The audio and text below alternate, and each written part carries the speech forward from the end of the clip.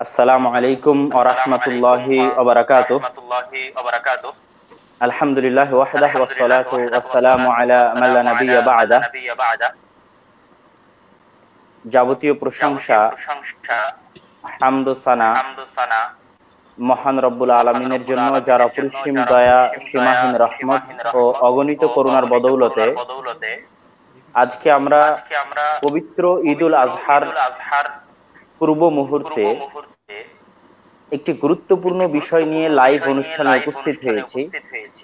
যে বিষয়টি বিভিন্ন সময়ে আমাদের মাঝে আলোচিত, সমালোচিত এবং ইলমি বাহাস বা তর্ক বিতর্কের মাধ্যম হয়ে থাকে। এমনকি আমরা এখন যে আরাফার সিয়ামের মুখোমুখি, এই আরাফা সিয়ামকে কেন্দ্র করেও এই মাসালাটাই বারবার ঘুরপাক খায়। সেটা হচ্ছে যে আমরা একই দিনে ঈদ পালন করব সারা বিশ্বে, না সবাই নিজ নিজ চাঁদ দেখে সেইভাবে ঈদ পালন করব। আর যদি নিজ নিজ চাঁদ দেখে ঈদ পালন করি তাহলে সেটার ভিত্তিটা কি হবে? তো এরকম একটি গুরুত্বপূর্ণ বিষয় নিয়ে আমাদের সামনে এবং আমাদের মাঝে উপস্থিত আছেন মদিনা ইসলামী বিশ্ববিদ্যালয় থেকে আকীদা বিভাগ থেকে পিএইচডি ডিগ্রি ধারণকারী আমাদের শ্রদ্ধেয় শায়েখ ডক্টর আবু বকর জাকারিয়া হাফিজাহুল্লাহ। এবং আমাদের সাথে আরো উপস্থিত আছেন মদিনা ইসলামী বিশ্ববিদ্যালয়ের শরিয়া ডিপার্টমেন্ট থেকে পিএইচডি ডিগ্রিধারী আমাদের শ্রদ্ধেয় শায়েখ ডক্টর মনজুর ইলাহি হাফিজাহুল্লাহ। আমরা অনুষ্ঠান দীর্ঘায়িত না করে তাদের নিকটে চলে যাচ্ছি। সর্বপ্রথম শায়েখ ডক্টর মনজুর ইলাহি হাফিজাহুল্লাহর নিকটে আমাদের প্রশ্ন নিয়ে যাচ্ছি ইনশাআল্লাহ। আমাদের প্রথম প্রশ্ন শায়েখ আপনার নিকটে, যে পবিত্র কোরআনে ইয়াসআলুনাকা আনিল আহিল্লাহ, তোমাদেরকে আপনাকে জিজ্ঞেস করা হবে আহিল্লাহ সম্পর্কে এবং আপনি এটার বর্ণনা দিন। তো এই জায়গায় আসলে হেলাল বলতে কি বুঝায় এবং হেলালের ইসলামী শরঈ দৃষ্টিতে হেলালের সংজ্ঞাটা কি হতে পারে, এবং এখানে আহিল্লা শব্দটা কেন বহুবচন ব্যবহার করা হলো, আহিল্লা বহুবচন করার উদ্দেশ্য কি, মাতালে তথা উদয় স্থলের পার্থক্য ভেদে বিভিন্ন দেশের কয়েক চাঁদ বুঝানো উদ্দেশ্য, না এটার দ্বারা 12 মাসের 12টি চাঁদ তথা এই জন্য এখানে বহুবচন ব্যবহার করা হয়েছে।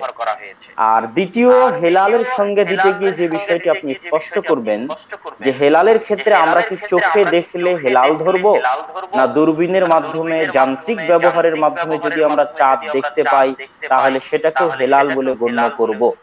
এটার সাথে শেষ সম্পূরক যে প্রশ্ন সেটা হচ্ছে, সারা পৃথিবীতে আকাশ বিদ্যা ব্যবহার করে যদি আমরা একই সাথে সালাতের স্থায়ী ক্যালেন্ডার তৈরি করতে পারি তাহলে কেন আকাশ বিদ্যা ব্যবহার করে 12 মাসের স্থায়ী চন্দ্র ক্যালেন্ডার তৈরি করতে পারবো না?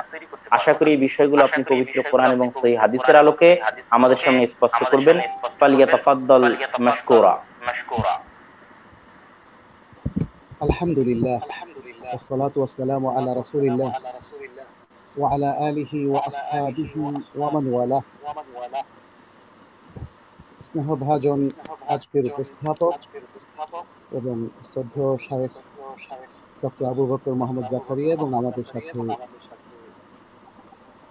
কাছের এবং দূরের যে সকল দর্শক ভাই বোনেরা রয়েছেন, আপনাদের সবাইকে স্বাগত জানাচ্ছি। অত্যন্ত গুরুত্বপূর্ণ একটি প্রশ্নের অবতারণা এখানে করা হয়েছে। আমি সরাসরি তার উত্তরে চলে যেতে চাই। হিলাল কাকে বলা হয়?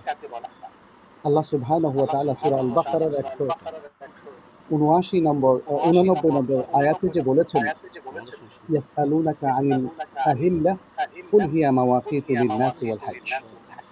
এখানে আহিল্লাহ শব্দটি বহুবচনে ব্যবহার করা হয়েছে, যার একবচন হচ্ছে হিলাল।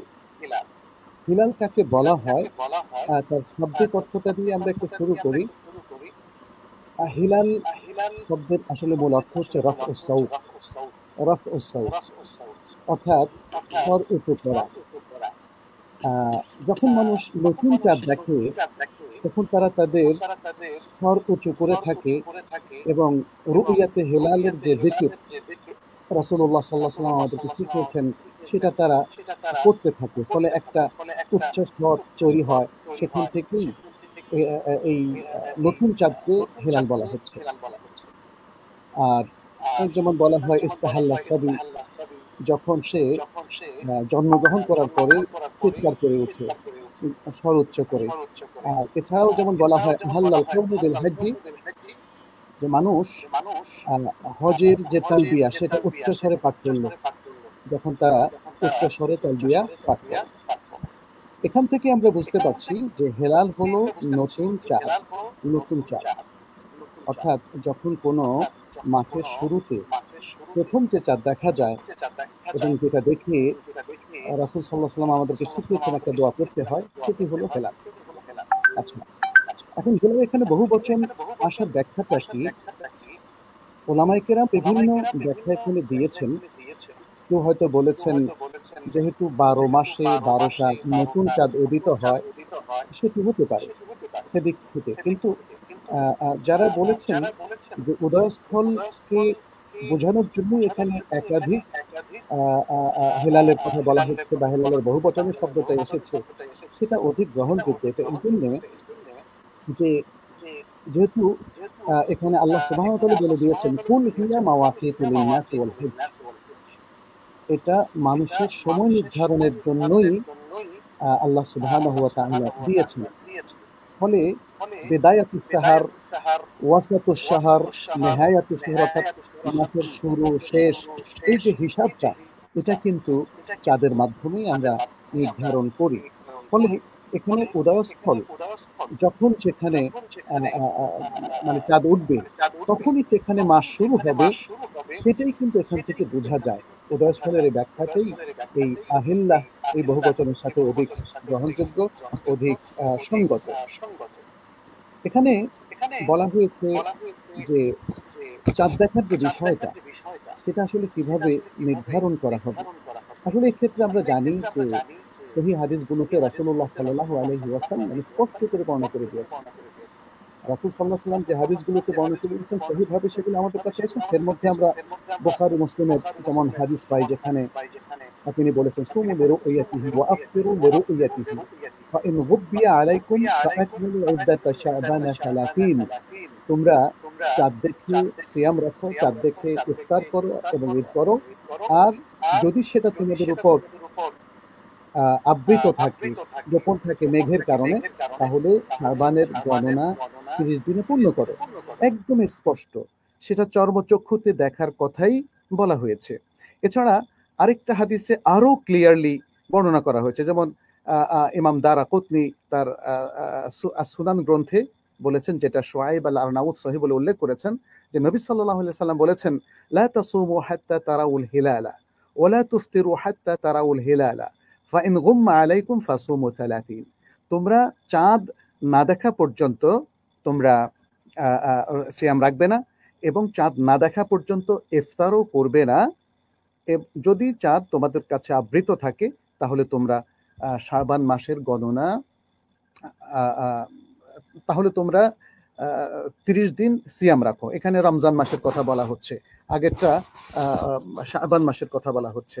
এবং আরেকটা হাদিস আমরা দেখি, যেমন ইমাম নাসাই তিনি বর্ণনা করেছেন, শেখ আলবানী সহিহ বলেছেন, খুব স্পষ্ট হাদিসটা, লা তুকদ্দিমুশ শাহরা হাত্তা তুকমিলুল ইদ্দাতা আও তারাও আল হিলালা। তোমরা মাস পূর্ণ না করা পর্যন্ত অথবা চাঁদ না দেখা পর্যন্ত মাসকে এগিয়ে নিয়ে এসো না। তুম্মা সোমো, যদি তোমরা মাস পূর্ণ করো অথবা চাঁদ দেখো, তাহলে সিয়াম রাখো।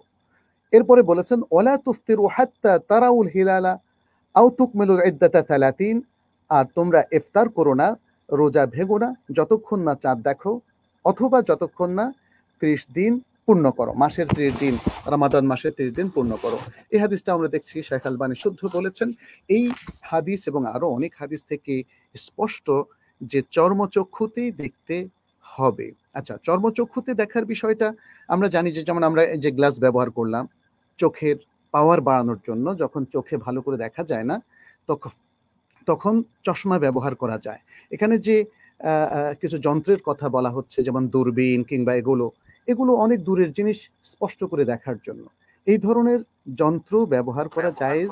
এটা আমাদের ওলামায়ে কেরাম, মহাদ্দিস ওলামায়ে কেরামগণ বলেছেন যেমন ফাতওয়াল লাজনাত দায়েমা, শেখ সালেহ ইবনে উসাইমিন, তারা সবাই বলেছেন। এখন প্রশ্ন হচ্ছে, জ্যোতির্বিদ্যা ও আকাশবিদ্যা যে দুটো বিদ্যা রয়েছে, জ্যোতির্বিদ্যাকে বলা হয় ইলমুত তানজিম, যেটা আসলে আমাদের চাঁদ দেখার সাথে রিলেটেড না, এটা হলো তারকা বিদ্যা আর কি। তারকার আলোকে মানুষ অনেক কিছু ভবিষ্যৎবাণী করে বা অনেক সিদ্ধান্তে আসে, যেটা ইসলামে আসলে জায়েজ নেই। আর আরেকটা হলো ইলমুল ফালাক, আকাশবিদ্যা, আকাশ সম্পর্কিত যে জ্ঞান আহরণ অথবা এক্সপ্লোরেশন, একতেশাফ, এটা শরীয়তে জায়েজ আছে। কিন্তু এই আকাশবিদ্যার ক্যালকুলেশনটাকে কাজে লাগিয়ে চাঁদ দেখার হিসাবটা বের করে সেই ভিত্তিতে কি রমাদানের সিয়াম শুরু করা যাবে, কিংবা শাওয়াল মাসের 1 তারিখ নির্ধারণ করা যাবে, ঈদ উল ফিতর, ঈদ উল আযহা? উত্তর হচ্ছে যে না। এবং এক্ষেত্রে আমরা দেখি যে মক্কার যে ফিকহ কাউন্সিল এর ৪র্থ অধিবেশনের প্রথম সিদ্ধান্তই এসেছে যে ইলমুল ফালাক বা আকাশবিদ্যার যে সায়েন্টিফিক ক্যালকুলেশন আছে, যেটা হয়তো আগামী 50 বছর একটা ক্যালকুলেশন তারা বের করে ফেলেছে, যে কোন দিন এই পৃথিবীতে চাঁদ জন্মলাভ করে এবং কোন দিন সেটা চর্মচোখে অথবা দূরবীনে দেখা যাবে, এবং কোন দিন কোন এলাকা থেকে সেটা উদিত হবে, এগুলো তারা জানতে পারে, বুঝতে পারে। এখন এই বিদ্যার মাধ্যমে আসলে চাঁদ দেখা কি নির্ধারণ হবে? উত্তর হচ্ছে যে না। কারণ এটা যতই সত্য জ্ঞান আমাদেরকে দেখ না কেন, কিন্তু রাসূল সাল্লাল্লাহু আলাইহি সাল্লাম আমাদের জন্য একটা ডিক্রি জারি করেছেন মুসলিম উম্মার জন্য, যে চোখেই চাঁদ দেখতে হবে এবং চাঁদ দেখেই সিয়াম রাখতে হবে এবং চাঁদ দেখেই ইফতার করতে হবে। এটা একটা ওহির ডিক্রি, এটা শরিয়ার সিদ্ধান্ত। ফলে এই জায়গায় অন্য কোনো নতুন সিদ্ধান্ত চাপানো যাবে না। এবং দূরবীন জাতীয় যন্ত্র ব্যবহার করার মধ্য দিয়ে যে আকাশ যে আমরা দেখতে পারি, সে আকাশবিদ্যাও তাহলে কেন ব্যবহার করা যাবে না? তার উত্তরটা আশা করি এর মধ্যেই নিহিত, যে দূরবীনটা তো চোখে দেখার সাথে রিলেটেড, কিন্তু আকাশবিদ্যা তো চোখে দেখার সাথে রিলেটেড নয়। ফলে আকাশবিদ্যার ব্যবহার এখানে করা যাবে না। আরেকটা প্রশ্ন এসেছে যে আকাশবিদ্যার ব্যবহার করে সালাতের স্থায়ী ক্যালেন্ডার নির্ধারণ করা হয়েছে। সেটা সত্য, কারণ সূর্য পৃথিবীর কোন জায়গায় কখন কত মিনিট কত সেকেন্ডে উদিত হয়, সেটা কিন্তু আকাশবিদ্যার মাধ্যমে আমরা খুব সহজেই জানতে পারি। আর সূর্য ওঠার সাথেই সালাতের আসলে সম্পর্ক, সেখানে কিন্তু কোনো নড়চড় নেই। কিন্তু চন্দ্রের যে বিষয়টা, এখানে ইখতিলাফুল মাতালে বা উদয়স্থলের একটা বড় ব্যাপার আছে। সুতরাং সেই জায়গাটায় সালাতের এই স্থায়ী ক্যালেন্ডারের উপরে কিয়াস করা যাবে না। কারণ চন্দ্রের বিষয়টা দেখা যাচ্ছে যে এই পৃথিবীর মধ্যে এক জায়গায় যদি দেখা যায় আরেক জায়গায় দেখা যাচ্ছে না। ফলে চাঁদের এই উদয়স্থলের ভিন্নতার কারণে তারিখটা পরিবর্তন হয়ে যাচ্ছে, মাসের শুরুটা পরিবর্তন হয়ে যাচ্ছে, কিন্তু সালাতের স্থায়ী ক্যালেন্ডার পৃথিবীর যে কোনো জায়গায় সেটা চিরস্থায়ী। বাংলাদেশের জন্য যেমন চিরস্থায়ী, ঠিক তেমনি মক্কার জন্য চিরস্থায়ী, আমেরিকার জন্য চিরস্থায়ী। অতএব এই আকাশবিদ্যার ব্যবহার সূর্যের ক্ষেত্রে যেটা স্থায়ী ক্যালেন্ডার তৈরি করার ক্ষেত্রে প্রযোজ্য, সেটা চন্দ্রের ক্ষেত্রে প্রযোজ্য হবে না, কারণ সেটা সহিহ হাদিসের সাথে সাংঘর্ষিক। আল্লাহু তাআলা আলাম।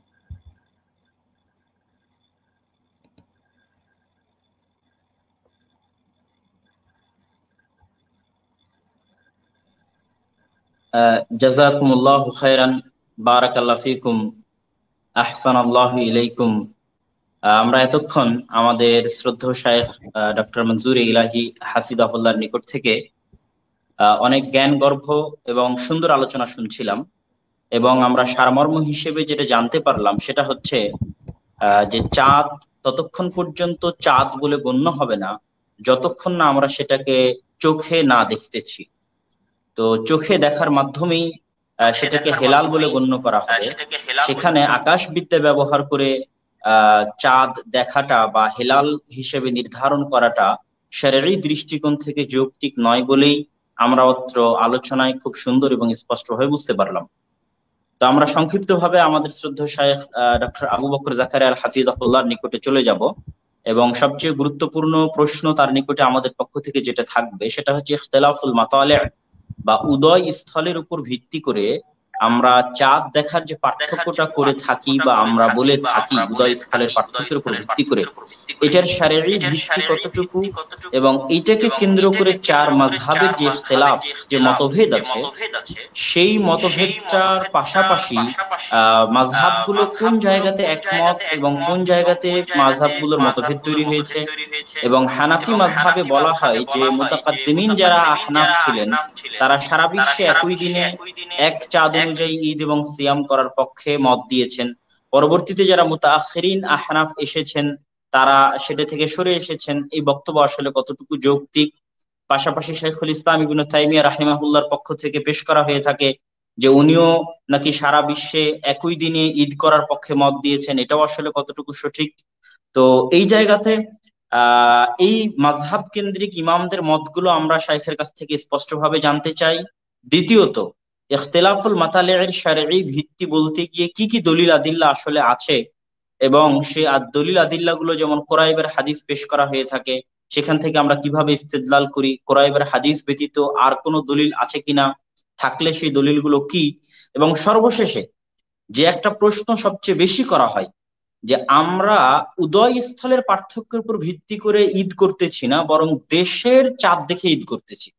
একটা সময় যখন ভারত পাকিস্তান বাংলাদেশ এক দেশ ছিল, তখন এই একটা দেশের যেখানে চাঁদ দেখা গেছে সেটা দেখেই পুরো দেশে ঈদ হয়েছে।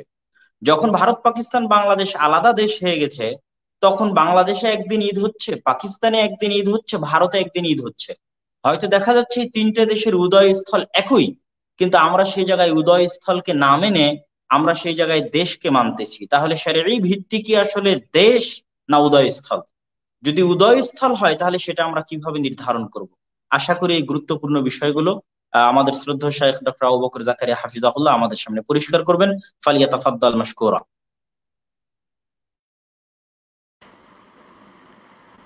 বিসমিল্লাহির রহমানির রহিম। আলহামদুলিল্লাহি রাব্বিল আলামিন ওয়াসসালাতু ওয়াসসালামু আলা আশরাফিল আমবিয়া ওয়াল মুরসালিন নবিয়িনা মুহাম্মাদিন ওয়া আলা আলিহি ওয়া আসহাবিহি আজমাইন ওয়া বা'দ। আলহামদুলিল্লাহ, আমাদের শেখ ডক্টর মনজুরুল ইলাহি আছেন, আর আমাদের ছোট ভাই আব্দুল্লাহ আছে। সবাইকে নিয়ে আমরা সহজেই একটা জিনিস আজকে আলোচনা করব, যে বিষয়টি অনেক সময় আমাদের মধ্যে এটা নিয়ে খুব বেশি বাদানুবাদ হচ্ছে, অথচ এটা বেশি বাদানুবাদের জিনিস নয়। এই মতভেদটি অতি প্রাচীন মতভেদ, এবং এই মতভেদটি যদি সাহাবায়ে কেরামের যুগে হয়ে থাকে, তাবিনদের যুগে হয়ে থাকে, ইমামদের যুগে হয়ে থাকে, এটাকে খুব কঠিন করে নেওয়ার কোনো মানে হয় না। এবং এটাকে নিয়ে মুসলিমদের মধ্যে এই একটি কারণে মতভেদ তৈরি হয়ে গেছে, এটার কারণে দুনিয়ার সব সমস্যা হয়ে গেছে, এগুলি না বলি। আমরা আগে দেখি এই মতভেদটা কিভাবে হয়েছে, মাসালাটার আকওয়ালগুলি জেনে নেই। প্রথমেই বলবো, সবাই এভাবে একমত একটা জিনিসে, যে চাঁদ এবং সূর্য দুইটার মাতলা আছে, ভিন্ন ভিন্ন উদিত হওয়ার স্থান আছে। কিন্তু এ ব্যাপারেও সবাই একমত যে দুইটার উদিত হওয়ার স্থান মানে সুনির্ধারিত নয়। সূর্যটা সুনির্ধারিত। যেমন আজকে হচ্ছে 23, যদি ধরেন 18 তারিখ বা 18 তারিখ সপ্তম মাসের 18 তারিখ ইংরেজি মাসের, এটা যে জায়গায় আমাদের বাংলাদেশে এটা কোনোদিন পরিবর্তনশীল না, যে এটা কোনোদিন আগামী বছর এই তারিখে সূর্য 2 মিনিট পরে উঠবে বা 2-3 মিনিট পরে উঠবে, এরকম না। এটা স্থায়ীভাবে নির্ধারিত জিনিস, একেবারে সূর্যের উদিত হওয়ার জিনিসগুলো টাইম নির্ধারিত। চাঁদের ব্যাপারটা বলতে পারেন যে মানে কেউ এটাকে নির্ধারণ করতে কোনোভাবেই পারে না। জ্যোতির্বিদ্যা যেটা করে অনেকে, সেটা অনেক সময় মিথ্যা হয়ে যায়, প্রমাণিত হয়ে গেছে অনেক সময়। সত্য সবসময় হয় না, তাদের হিসাবে ভুলও হতে পারে, ক্যালকুলেশন হিসাবে ভুল হতে পারে। আর আমরা এটার উপর নির্ভর করি না। একটু আগে আমাদের ডক্টর মনজুরুল ইলাহির কাছ থেকে আমরা শুনেছি। তাহলে আলেমরা এ ব্যাপারে একমত যে সূর্য এবং চন্দ্র দুইটা থেকেই আমরা, যদিও আমরা দুইটার ভিন্ন ভিন্ন উদয়স্থল আছে, কিন্তু দুইটার মধ্যে একটা নির্ধারিত, সুনির্ধারিত, এটা হচ্ছে সূর্য। আর চন্দ্রেরটা কেউ নির্ধারণ করতে পারবে না। তবে ভিন্ন ভিন্ন উদয়স্থল আছে, এটা সবাই একমত যে ভিন্ন ভিন্ন উদয়স্থল আছে, অর্থাৎ তার ইখতিলাফুল মাতলা আছে, ভিন্নতা আছে, উদিত হওয়ার স্থানের ভিন্নতা আছে, এবং এটা অস্বীকার করতে পারবে না কেউই। এবং এইটাতে অস্বীকার করা মতো কেউ কোনোদিনও হয়নি, এবং বাস্তবতা অস্বীকার করা হবে, এটা বাস্তবতাকে অস্বীকার করেনি। এখন দ্বিতীয় প্রশ্ন হচ্ছে, এই যে ভিন্নতা আছে এটা কি গ্রহণযোগ্য কিনা? ভিন্নতা কি গ্রহণ করে আমি সওমের ব্যাপারে অথবা ধরেন হজের ব্যাপারে অথবা বিভিন্ন মাসআলার ব্যাপারে কখনো কখনো এটার ক্ষেত্রে জড়িত হয়ে যায়, আবার আশুরার পালনের ব্যাপারও আসে। এটা কি কোনটা নিব আমরা, কোন স্থানীয়ভাবে নিব না কোনো দেশে দেখছে সব দেশকে আমরা এটার সাথে সামিল করব? এখানে একটা বিশাল জিনিস হয় এটা যে আমরা দেখতে পাই যে একই দিনে সূর্য সারা ইয়াতে ঘুরলেও, সারা পৃথিবীব্যাপী জায়গাতে ঘুরে আসলেও চন্দ্র কিন্তু ঘুরে আসে না। চাঁদে দেখবেন যে কিছু জায়গা দেখা গেছে, কিছু দেখা যায় না, এরকমই হবে। আপনি অপেক্ষা করতে হবে পরের দিন পর্যন্ত, পরের দিন এসে আবার চারটে দেখবেন আপনি। অর্থাৎ প্রথম দিনে আপনি সব জায়গা দেখবেন না। এখন যখন আমরা বাস্তবে দেখি যে মালিতে দেখা যায় কিন্তু সৌদিতে পরের দিন দেখা যায়, আবার আমাদের দেশে আরও পরে দেখা যায়, এরকম হতে পারে এবং এটা হয়, বাস্তবতা দেখা যায়। অথবা কখনো কখনো মালি সৌদি একসাথে হয়, পরের দিন আমরা দেখি। সূর্য এবং চাঁদে একটা থেকে দূরবর্তী কাছে হওয়া নিয়ে হচ্ছে মূল পার্থক্যটা। কোনটা কাছে হলে দেখা যায় না, দূরে হলে সেটা আলোটা পড়ে এবং সেটা হচ্ছে আমরা দেখি। এটা হচ্ছে মূল পার্থক্য। এটা ইনশাআল্লাহ আমরা আলোচনা করব। তবে এটা গ্রহণযোগ্য কিনা, প্রথম মত হচ্ছে যে এই জাতীয় উদিত হওয়ার কথা গ্রহণযোগ্য না, মানে ভিন্নতা গ্রহণযোগ্য না। উদিত হলেই হলো।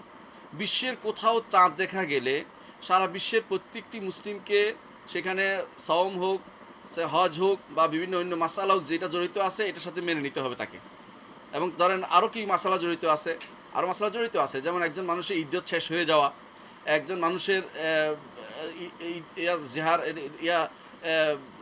জেহারের মাসলা, ইলার মাসলা শেষ হয়ে যাওয়া, এগুলি সবই কিন্তু এটার সাথে জড়িত, এই চাঁদের সাথে জড়িত। তো আল্লাহ তাআলা এই জন্য চাঁদের বিষয়টাকে স্পেশালি উল্লেখ করেছেন। তো এই জন্য এটা আমরা চাঁদের হিসেবে অনেকেই গুরুত্ব দেয় যে আমরা চাঁদের হিসেবে যাব। আরবরা চেষ্টাও করেছে আজ পর্যন্ত। সৌদি আরবে আমি যতটুকু জানি যে এখনও তারা উম্মুল কোরা একটা ক্যালেন্ডার ব্যবহার করে, যেটা চাঁদের হিসাবে তারা চলে। এটা সাথে রাখে ইংলিশটা, কিন্তু তারা আরবিটাই চলে। কিন্তু তারাও, এটার অর্থ এই নয় যে তারা এটার উপর নির্ভর করে তারা হজ বা ওমরা বা সম পালন করে, কথাটা এরকম না। এটা তাদের চলার জন্য করে, কিন্তু যখন পরিবর্তন হয়ে যায় সেটা আলাদা করে। তো অফিস আদালত চলার জন্য তারা ওইটা ব্যবহার করে থাকে।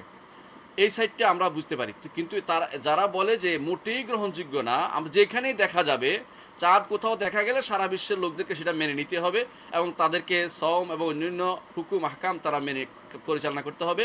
এটা একটা বিশাল, যেমন তাদেরকে সওম পালন করতে হবে, ঈদুল ফিতর পালন করতে হবে, ঈদুল আযহা পালন করতে হবে, এটা অনুসারে।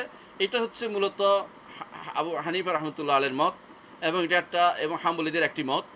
এটা অন্যান্য কেউ বলেছেন, ইমামদের মধ্যে কেউ অনেকে, মালিকিদের মধ্যে কেউ আসছে এদিকে ইত্যাদি। কিন্তু মৌলিকভাবে এটা হানাফিদের মূল মত, এটা কিন্তু সত্য কথা। ইমাম আবু হানিফা রাহমাতুল্লাহর মত ছিল এটাই, এবং এটা তাদের পূর্ববর্তীদের মত এটাই। পূর্ববর্তী অনেকেই এটা মনে করতেন, সবাই নয়, আবার এটা অনেকেই পরবর্তী ভাগ এরকম করা ঠিক নয়, বরং দেখা গেছে পরবর্তীদের মধ্যে কেউ অন্যটা বলেছেন, এটা আমরা দেখেছি।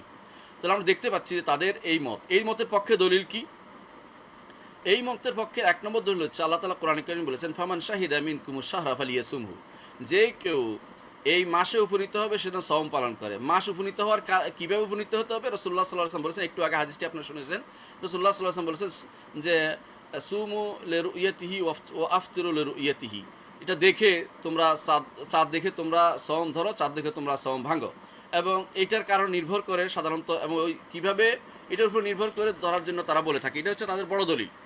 দ্বিতীয় আরেকটা দলিল তারা দিয়ে থাকে যে রাসূলুল্লাহ সাল্লাল্লাহু আলাইহি ওয়াসাল্লাম এক বেদুইন এসে যখন বললেন যে আমার কাছে কি ফরজ করা হয়েছে, বলে চাঁদের এই যখন রমজান মাসের সওম পালন করে বলছে, সেখানে তিনি বলে দেন নাই যে তোমাদের জন্য এই নিয়ম, অমুকের জন্য এই নিয়ম। আর যেখানে বলার দরকার, না বলার অর্থ হচ্ছে সেটা হুকুম ওমুম থাকবে, যেখানে দেখা গেলে সারা দুনিয়া চাঁদ দেখতে হবে।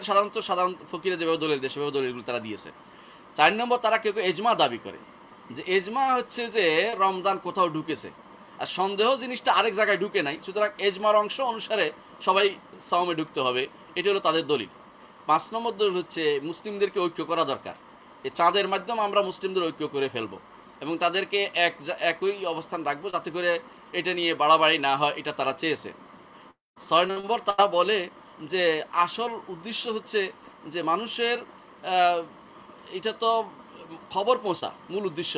এখন তো সারা দুনিয়ায় খবর পৌঁছা যায়, এখন কেন আমরা ভিন্নভাবে পালন করব? মূল উদ্দেশ্য ছিল খবর পৌঁছা, যেটা আমরা একটু আগে আমাদের আব্দুল্লাহ উঠে ধরছিল যে শাইখ হোসেন ইবনে তাইমিয়া রাহমাতুল্লাহ এই কথা বলেছেন। আসলে তিনি এর মধ্যে এটা বলেছেন ফতোয়ার মধ্যে এই কথা বলেছেন যে বুলুগুল খবর তিনি উদ্দেশ্য নিয়েছেন। তো তবে তিনি সাথে অন্য কথাও বলেছেন, যেটা অনেকে হয়তো বলে না, অর্ধেক অংশ বলেছে, অর্ধেক অংশ বলে নাই। বুলুগুল খবরের কথাটা তারা বলেছেন, ইবনে তাইমিয়া রাহমাতুল্লাহ আলাইহি বলেছেন যে এটা হচ্ছে মূল উদ্দেশ্য। এটা কথাটা এটার উপর দলিল দিয়ে তারা যে তাহলে তো পৌঁছে গেছে এখন খবর, এখন নিতে অসুবিধা কোথায়, এখন তো সবাই খবর নিতে পারে। কিন্তু বিপরীত পক্ষের মত যখন আলোচনা হবে তখন ইনশাআল্লাহ আমরা সেটা বিষয়ে আলোচনা করবো আরো বিস্তারিত। দ্বিতীয় মত হচ্ছে যে, দ্বিতীয় মত, প্রথম মত আমরা বললাম, তাদের দলিলও বললাম। দ্বিতীয় মত হচ্ছে এটা যে না, ইখতিলাফুল মাতালের যেটা, এটা হক, এটা হক, এটা সবাই স্বীকার করে, তবে এটা গ্রহণযোগ্য, এটা নিতে হবে। অর্থাৎ উদিত হওয়ার স্থান যেহেতু ভিন্ন আছে, তার হুকুমও ধরতে হবে। সেই হিসাবে যেই যেখানে চাঁদ দেখছে, উদিত হয়েছে, সেখানে অনুসারে তারা চলবে। এখানে আবার তিনটি মত হয়েছে। একমত হচ্ছে যে প্রত্যেক জায়গা, যে দেশ কি হবে এটা আমরা বলবো একটু পরেই, দেশ অনুসারে সেটা নির্ধারিত হবে। যে আমার দেশ অনুসারে আমি দেখেছি, আমি মেনে নেব। যে একটু আগে আব্দুল্লাহ বলেছিল যে পাক ভারত বাংলাদেশ যখন এক দেশ ছিল তখন কিন্তু একটা দেশ থাকতো, এখন দেশ ভিন্ন হয়ে গেছে, বাংলাদেশ একটা, পাকিস্তান একটা, ভারত একটা। আবার যখন এই সোজাসুজি শ্রীলঙ্কা যদি অথবা এদিকে হয় আর একটু নেপাল, ভুটান, এগুলো আমাদের সোজা একই রেখাতে, তারপরে এটা কি একসাথে হবে কিনা এই নিয়ে মাসালা। তারা বলে যে যেখানে আছে, যে দেশে দেখলে সেই দেশেরটাই গ্রহণযোগ্য হবে, কারণ একই সময়ে চাঁদ কোনো জায়গাতে দেখা যেতে পারে একই রেখা অনুসারে, আবার অন্য জায়গার দেখা নাও যেতে পারে অন্য জায়গা থেকে। সুতরাং যারা দেখছে তারা রাখবে, যারা দেখেনি তারা যখন দেখবে তখন রাখবে। এটা এদের মত, এক নম্বর মত এদের, যারা বলছে যে গ্রহণযোগ্য, গ্রহণ করতে হবে।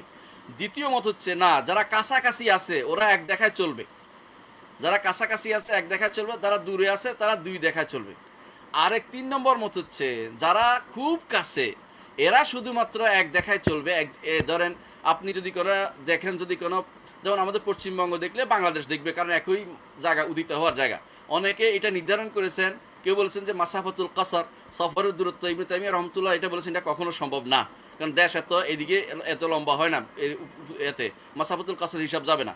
তারপর কেউ বলেছেন 560 মাইল, কোথায় এত লম্বা দেশ কোথায় আছে, 560 মাইল ধরে কিভাবে হবে, তিনি সেটা আবার বলেছেন যে এখন ইবনে তাইমিয়ার সময় দুয়াইলাত হয়ে গেছিল, ছোট ছোট রাষ্ট্র আলাদা হয়ে গিয়েছিল, সেখানে কিভাবে নির্ধারিত হবে 560 কোন হিসেবে ধরবে, কারণ চাঁদ তো কোনো দেশের হিসাবে উদিত হয় না, চাঁদ উদিত হয় তার নিজের মতো করে, আমরা দেশ হিসেবে ভাগ করতেছি কি করে। এই জন্য শাইখ ইবনে তাইমিয়া রাহমাতুল্লাহ এটাকে গ্রহণ করতেন না। তিনি বলতেন যে না, দেশ হিসাবে এই কোনো একটা এলাকা ভিত্তিক, এলাকার জন্য চাঁদ উদিত হয় ভিন্নভাবে, এটা গ্রহণযোগ্য না। বরং তার মতো করে চাঁদ তার মতো করে দেখা যায়, যখন সে তার আবার নতুন জন্ম হয়, পুনর্জন্ম হয়, যেখানে আবার দেখা যায় সেখান থেকে আমরা দেখতে পাই। সুতরাং এটা কোনো দেশের আলাদাভাবে জরুরি না, এমনও হতে পারে একই সময়ে 3 দেশ দেখবে, আরেক সময় 2 দেশ দেখবে, এরকম হতে পারে। একই সময় দেখবে কয়টাতে, আরেক সময় কয়টা দেশ দেখবে না, এরকম হতে পারে। কারণ কোন সময় কোনটা উদিত হচ্ছে নির্ধারণ করে বলা কঠিন।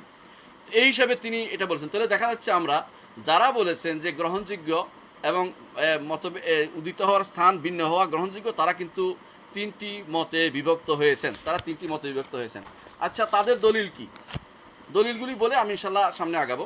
1 নম্বর দলিল হচ্ছে, তারাও যেই দলিল দিয়ে, যারা বলেছেন যে দেখা গেলে সারা দুনিয়াতে একসাথে ঈদ করতে হবে, একই দলিল দিয়েছেন, একই দলিল দিয়ে সবাই, কিন্তু দলিল গ্রহণের নীতিটা প্রত্যেকের একটা আলাদা একটা সাইড ছিল, সেভাবে তারা গ্রহণ করেছেন। যেমন তারা বলেছে, আল্লাহ তাআলা বলেছেন ফামান শাহিদা মিনকুমুশ শাহরা ফালিয়াসুমহু, যে কেউ এই মাসে উপনীত হবে সে যেন সওম রাখে। এই মাসে উপনীত আমি তো হইনি, যারা হয়েছে তারা আমার কাছে তো আসে নাই, তো এটা তো মান ব্যক্তিকে বোঝায়, ওই এলাকার মানুষকে বোঝায়, আমি তো সেখানে আসি নাই, আমার তো অনেক দূরে, আমি এখনো ঢুকি নাই, আমার উপর কিভাবে ফরজ হয়ে যায়, এটা সেভাবে দলিল দিয়েছে। দ্বিতীয় দলিল তারা দিয়ে থাকে, রাসূলুল্লাহ সাল্লাল্লাহু আলাইহি ওয়াসাল্লাম বলেছেন লা তাসুমু হাত্তা তারাউল হিলাল ওয়ালা তাফতুরু হাত্তা তারাউহু, যতক্ষণ না দেখছো অতক্ষণ তোমরা সওম পালন করবে, যতক্ষণ না দেখছো ততক্ষণ তোমরা সওম ভঙ্গ করবে না। যদি গোপন থেকে যায় তাহলে তোমরা ইদ্দত পূরণ করো। বলে নাই যে গোপন থাকলে লোক পাঠিয়ে পূর্ব দেশে একজনকে পাঠাও, পশ্চিম দেশে পাঠাও, খোঁজ লাগাও, এটা কোনোদিন তারা করে নাই। সুতরাং এই দলিল তারা বলে থাকে যে, তাহলে বোঝা যাচ্ছে যে এটাকে স্বাভাবিকভাবে রাসূল নিয়েছেন, কঠিন করার কোনো সুযোগ নাই। না দেখা গেলে যেখানে দেখা গেছে সেখানে যা যতটুকু, তারা বলছে আমার 30 দিন পুরাবো, যারা বলছে 30 দিন পুরাবো না, তারা এইভাবে পুরাবে। আচ্ছা, 3 নম্বর, এখানে কি জন্য বলছে, বলে এখানে চাঁদ দেখার উপর নির্ভর করে, চাঁদ দেখে নাই তার সমস্যা নেই, তার 30 দিন পুরাবে, এটার উপর নির্ভর করতেছে। সুতরাং আমরা এর উপরেই চলতে থাকবো, আমরা যতক্ষণ না চাঁদ দেখবো বাইরে আমরা যাব না। আচ্ছা, আরেকটি আসার যেটা খুব গুরুত্বপূর্ণ, যেটা সহিহ মুসলিমে আসছে, হাদিসে যে বিখ্যাত, যে উম্মুল ফদল বিন হারিস তিনি পাঠিয়েছেন তার এক কাজে, তিনি বাইতুন নবুয়ার এক বংশ, হাশিমি বংশের লোক, তিনি কুরাইবকে পাঠিয়েছেন তাকে পাঠিয়েছেন একটা কাজ, একদম তাবেঈ, বিখ্যাত তাবেঈ, তাকে পাঠিয়েছেন যে তুমি মুআবিয়া রাদিয়াল্লাহু আনহুর কাছে যাও। তখন মুআবিয়া রাদিয়াল্লাহু আনহু ক্ষমতায়, বুঝেন, দেখেন মুআবিয়া রাদিয়াল্লাহু আনহু তখন ক্ষমতা, অর্থাৎ তিনি আমিরুল মুমিনিন, তিনি তখন খলিফাতুল মুসলিমিন, তার কাছে পাঠিয়েছেন। কাজ শেষ করে তিনি আসার পরে বললেন যে, আব্দুল্লাহ ইবনে আব্বাস বললেন যে তুমি কোন দিন তোমরা শুরু করেছো? বলে আমরা তো শুক্রবার শুরু করেছি। বলে আমরা তো শনিবার শুরু করেছি, কারণ আমরা শনিবারে দেখেছি, আর শুক্রবার দেখি নাই। তো বলে যে আপনি কি যথেষ্ট মনে করেন না, স্পষ্ট কথা, আপনি কি যথেষ্ট মনে করেন না যে মুআবিয়া রাদিয়াল্লাহু আনহু দেখেছি যথেষ্ট নয়? বলে যে না, আমরা কাজা আমারানা নবী সাল্লাল্লাহু আলাইহি ওয়াসাল্লাম, আমাদেরকে রাসূলুল্লাহ এইভাবে নির্দেশ দিয়েছেন। এইখানে এটাকে যে যত রকমে ঘুরাক না কেন, এটা একটা মত মনে করতেই হবে। এবং আসলে ইবনে আব্বাস রাদিয়াল্লাহু আনহু বিশ্বাস করতেন, এবং এই মতটি মুআবিয়া রাদিয়াল্লাহু আনহু বিশ্বাস করতেন, না হলে তিনি লোক পাঠাইতেন, বলতেন যে যাও মদিনাতে যাইয়া খবর দাও যে এরকম করো, তোমরা ভঙ্গ করো, তোমরা এটা করো, কিছু না কিছু করতেন। এতে কোনো সন্দেহ নেই। বোঝা যাচ্ছে যে এটা একটা অবশ্যই বিশুদ্ধ বর্ণনা, এবং এর উপরে ভিত্তি করে তখনকার দিনে মানুষরা চলেছিল। এবং তারা, আপনি আশ্চর্য হবেন যে সিরিয়ার যদি কোনো রেখা অংশ হয় 45 ডিগ্রি, তো মদিনা হইবে 50, মাত্র 5 ডিগ্রি পার্থক্য। এর মধ্যে তারা কিন্তু এই বিষয়টাকে স্বাভাবিক করে নিয়েছে এবং বলেছেন কাজা আমারানা নবী সাল্লাল্লাহু আলাইহি ওয়াসাল্লাম, আমাদেরকে রাসূলুল্লাহ এইভাবে নির্দেশনা দিয়েছেন। এটার উপর দলিল দিয়ে থাকে তারা যে না, ভিন্নতা অবলম্বন নিতে হবে, ভিন্নতা যে যেখানে দেখে সেভাবে নিতে হবে, এটা হলো তাদের কথা। দ্বিতীয়, তারা বলেন যে সূর্যের উপরও কিয়াস করা যাবে। কেন? সূর্য আপনারা যখন করেন, ইফতার করেন, যখন যদি 120 তলা একটা ভবন হয়, নিচতলায় দেখবেন যে ব্যক্তি ইফতার করতেছে, সেই ব্যক্তি কিন্তু উপরের তালার অনুসারে ইফতার করতেছে না, কারণ উপরের তালা উঠতে উঠতে দেখুন 10 মিনিট পরে কিন্তু 10 মিনিট 20 মিনিট পরে কিন্তু আর ইফতার হচ্ছে। তাহলে বোঝা গেল যে ইফতারের টাইম যেভাবে পার্থক্য হতে হবে, অন্যটা পার্থক্য হলে ইফতার টাইমে আলাদা হলে কোনো সমস্যা হচ্ছে না। আর এটার কারণে যে পার্থক্য হলে মুসলিমদের সমস্যা হয়ে যাবে এরকম না, কারণ এইটা এক করতে শরীয়ত চায়নি। কারণ এটা হচ্ছে চাঁদ সূর্য তার কক্ষপথে ঘুরবে, আমরা সেটা অনুসারে আমাদের শরীয়তের বিধিবিধান প্রতিপালন করবে, এর সাথে এক করার কোনো বাধ্যবাধকতা নেই। যেখানে এক করার দরকার সেখানে এক করবে, এখানে বাধ্যবাধকতা কোনো জরুরি কিছু না। এর বাইরে কিছু আসারও আছে। ওমর রাদিয়াল্লাহু আনহুর কাছে এরকম আসার আছে, তার কাছে বর্ণিত আছে, তার কাছে লোকেরা এসে বললো যে আমাদের এখানে এরকম করেছে, এরকম হয়েছে। তিনি বলেন যে তোমরা যখন দেখো তখন তোমরা সেটাকে প্রতিপালন করবে, সেটা বর্ণিত হয়েছে। তাহলে বোঝা গেছে যে এটা স্পষ্ট বর্ণনা আসেছে। তাহলে বোঝা গেল যে এটা কেউ দুর্বল বলছে, কেউ হাসান বলছে, আমি নিয়ে যাচ্ছি না, কিন্তু এটা আছে, বর্ণনা আছে, নাই তা নয়। এবং এটা মুআবিয়া রাদিয়াল্লাহু আনহু থেকেও বোঝা যাচ্ছে যে তিনি এই মতে ছিলেন। অনুরূপভাবে ইবনে আব্বাস থেকেও বোঝা যাচ্ছে ওই মতের ছিলেন।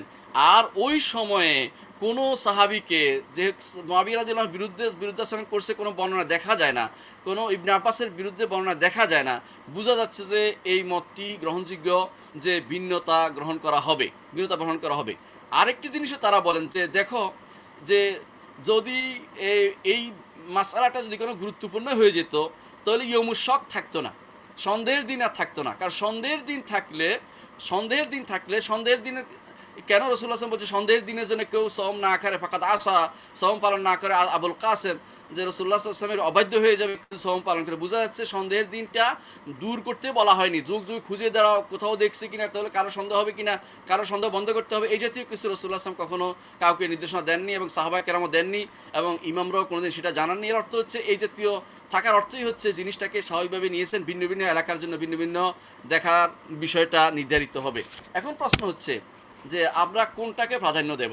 সমস্যা কি কোন দেশকে আমরা মেরিয়ার ধরবো, বা কোনটাকে ধরবো, যে দেশ ধরবো না অঞ্চল ধরবো নাকি কোতর ধরবো, যেটা আগেকার দিনের একটা ধরতো, নাকি আমরা কোনো একটা মাইল ধরবো যে এত মাইলের ভিতরে? এটা কিন্তু নির্ধারণ করা কঠিন। বস্তুত যে আসলেই কিছু জায়গা কিন্তু যদি এরকম হয় যে দেখা যায় মাতলা যেটাকে বলা হয়, এবং এটা নির্ধারিত, মাত্রা কিন্তু অপরিবর্তনীয়, মাত্রা কিন্তু পরিবর্তন হয় না, মাত্রা জায়গা নির্ধারিত হয়ে যায়। কোনো জায়গাতে যদি দেখা যায় ওই জায়গা থেকে যতটুকু মানুষ দেখার মতো আছে ওরা কিন্তু যথেষ্ট হবে, এটা এক নম্বর কথা। দ্বিতীয় কথা হচ্ছে, যে কথাটা দ্বিমত করা যাবে না, যে ধরেন বাংলাদেশে যদি পশ্চিমাঞ্চলে দেখা যায়, আপনারা জানেন যে আমাদের মাত্রা একটাই, দুইটা হতে পারে না, তাহলে আমাদের বাংলাদেশের পূর্ব অংশ যেটা আছে ওরা একই হবে। কারণ আমাদের পশ্চিম দিকে তাকাইলে বাংলাদেশের শেষ মুহূর্ত পর্যন্ত জায়গাটা যতটুকুর পশ্চিম অঞ্চল দেখা যায়, এখানে কোনো দ্বিমত করার সুযোগ নেই। কিন্তু আমাদেরটা থেকে দাঁড়িয়ে যদি কোনো আমরা কেরালাটা দেখতে যাই তাহলে ভুল হবে, কেরালাটা দেখা যায় না আমাদেরটা থেকে। বোঝা যাচ্ছে এটা অনেক দূরের জায়গা, কেরালা একদম আরব সাগরের পাশের এলাকা সেখানে যাইয়া, অথবা যদি কোনো গোয়া এলাকাটা দেখতে যাই ভুল হবে, কারণ এখান থেকে সেটা দেখাটা খুবই খুবই ডিফিকাল্ট। এখান থেকে সেটা কোনোভাবেই দেখা যায়, এমনকি আপনি যদি কোনো দূরবীক্ষণ দিয়েও দেখার কথা আসছে সেটাই দেখা যাবে, কিন্তু সেটাও দেখা যাবে না এত দূর থেকে। বোঝা গেছে এটা মাতলার জায়গা ভিন্ন, ওই জায়গাতে দেখা গেলে ওই এলাকার জন্য হবে। এটা হচ্ছে এইটাই বলে, যারা বলে থাকেন যে ভিন্নতা আছে তারা বলেন যে এটাই বিশুদ্ধ মত যে ওই এলাকার জন্য আলাদা হবে। আর যেখান থেকে দেখা গেলে দূরবীন অথবা কোনো কিছু দিয়ে দেখা যাবে, দেখা যায় যে এলাকাটা সেটার জন্য যে মাত্রা ভিন্ন হয়ে গেছে সেখান থেকে আলাদা হয়ে যাবে, তারাটা আলাদা রাখা হবে, এটা তারা মনে করে থাকেন।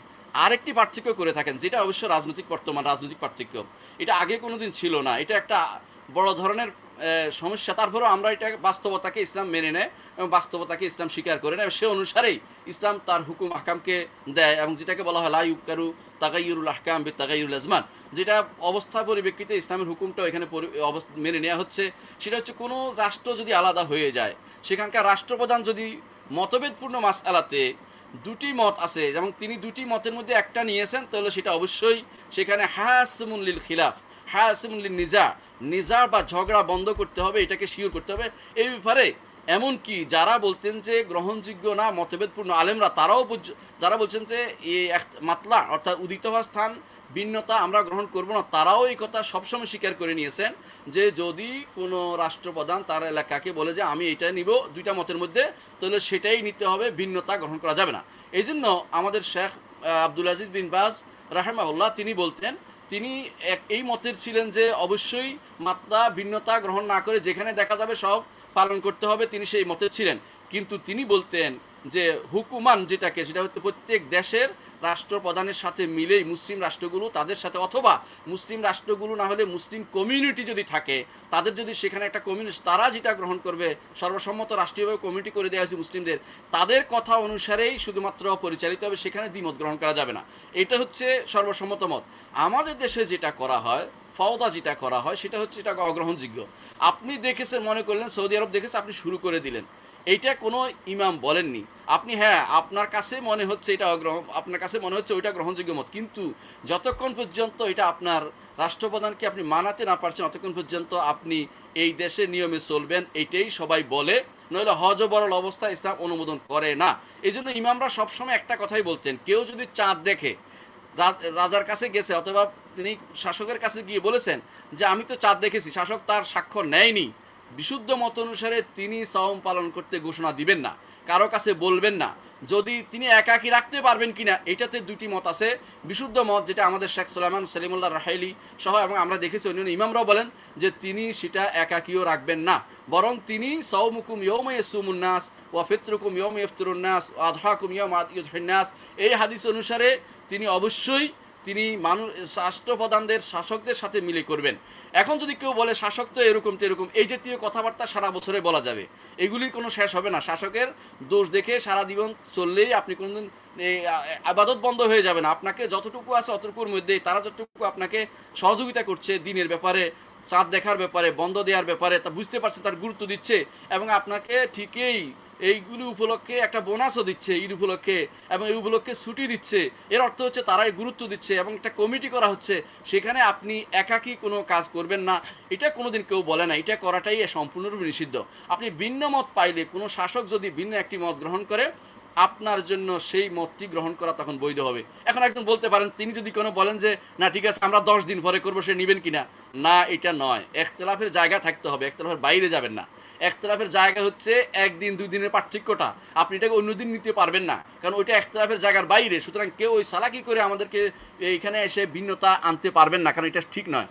তিনি ইজতিহাদের জায়গাতে যেখানে মুতাবার সেখানে থাকতে হবে, যেখানে মুতাবার না, গ্রহণযোগ্য না, ওই জায়গাটা টেনে এনে এখানে বসাই দিতে পারবেন না। এটা হচ্ছে মত। আমি ব্যক্তিগতভাবে মনে করি যে যতক্ষণ পর্যন্ত আমাদের এই এগুলো মতামতগুলো এক না হচ্ছে, এক কিভাবে হয়, এক হওয়ার একটা সুযোগ ছিল, সেটা হচ্ছে যেটা আমাদের ডক্টর মনজুর আলী উল্লেখ করেছেন যে ফিকা কাউন্সিল যেগুলো হয় আন্তর্জাতিকভাবে, এবং রাবেতার যেটা হয় অথবা ভিন্ন যেটা হয় মোজাম্মাল ফাকুল ইসলামী যেটা হয়, অন্যগুলো এগুলোতে সাধারণত কখনো কখনো বাদশার পক্ষ থেকে ডাকা এগুলো নিয়ে আলোচনা হয়। আশ্চর্যের বিষয় হচ্ছে একবার তারা একত্র হয়েছে যে আমরা এখন থেকে একবার এই সব দেশে একসাথে করব, কিন্তু কেউ সেটা বাস্তবায়ন করে নাই। 2-1 রাষ্ট্র করেছে, যেমন মালয়েশিয়া, ইন্দোনেশিয়া করে, এরা করে, এটা কোনো সন্দেহ নাই, কারণ তারা অবশ্যই কখনো সৌদি আরবের সাথে চাঁদ দেখে না, এটা শিওর, আমি এটা শিওর বলতে পারবো, কারণ এটা মাতলা তাদের অবশ্যই আলাদা, এবং এত দূরে যে এটা কখনো দেখা সম্ভব না, এবং কি দূরবীক্ষণ দিয়েও সম্ভব না দেখা, এটা সবাই স্বীকার করতে বাধ্য।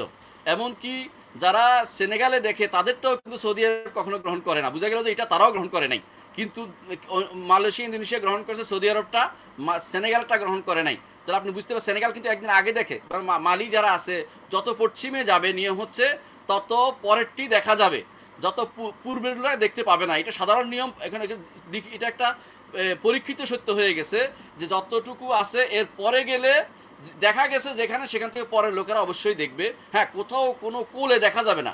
কুল কেন? কারণ আলো পড়ার ক্ষেত্রে সূর্যের আলো যদি দূরে থাকে, কখনো কখনো চাঁদের মধ্যে পড়ে না, চাঁদ কোন জায়গায় আছে সেটাতে নির্ভর করবে, কোনো একটা কোলে পড়ে না। যেমন যদি ভুটানের কোণে পাহাড়ের কোণে কোনো দেশ থাকে সেখানে পড়বে না, তারা দেখতে পাবে না, এরকম হতে পারে। কিন্তু সাধারণ নিয়ম হচ্ছে যে পূর্বে পশ্চিম যেখানে দেখা যাবে তার পশ্চিমে লোকেরা দেখবে, যার পূর্বের লোকেরা সাধারণত দেখতে পাবে না। সাধারণ নিয়ম হচ্ছে এটা, পরের দিন দেখতে পাবে, এটাই স্বাভাবিক। কিন্তু দুই তিন দিন পার্থক্য হয়ে যায় না সাধারণত।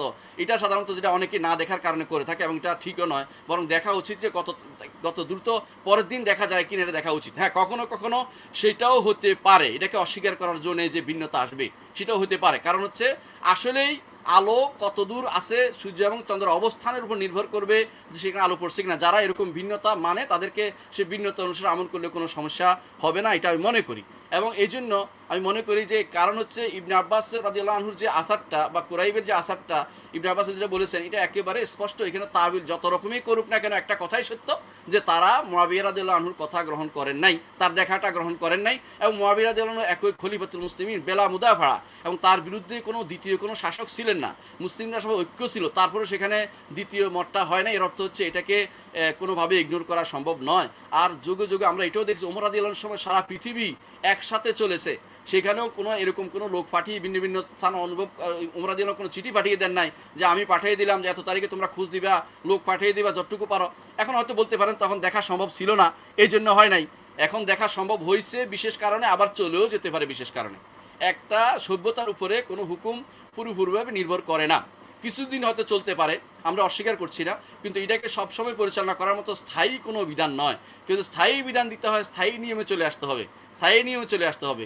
পৃথিবীতে এখন অনেক বিধান আছে যেমন এখন করা সম্ভব হচ্ছে, কিছুদিন পরে থাকবে না।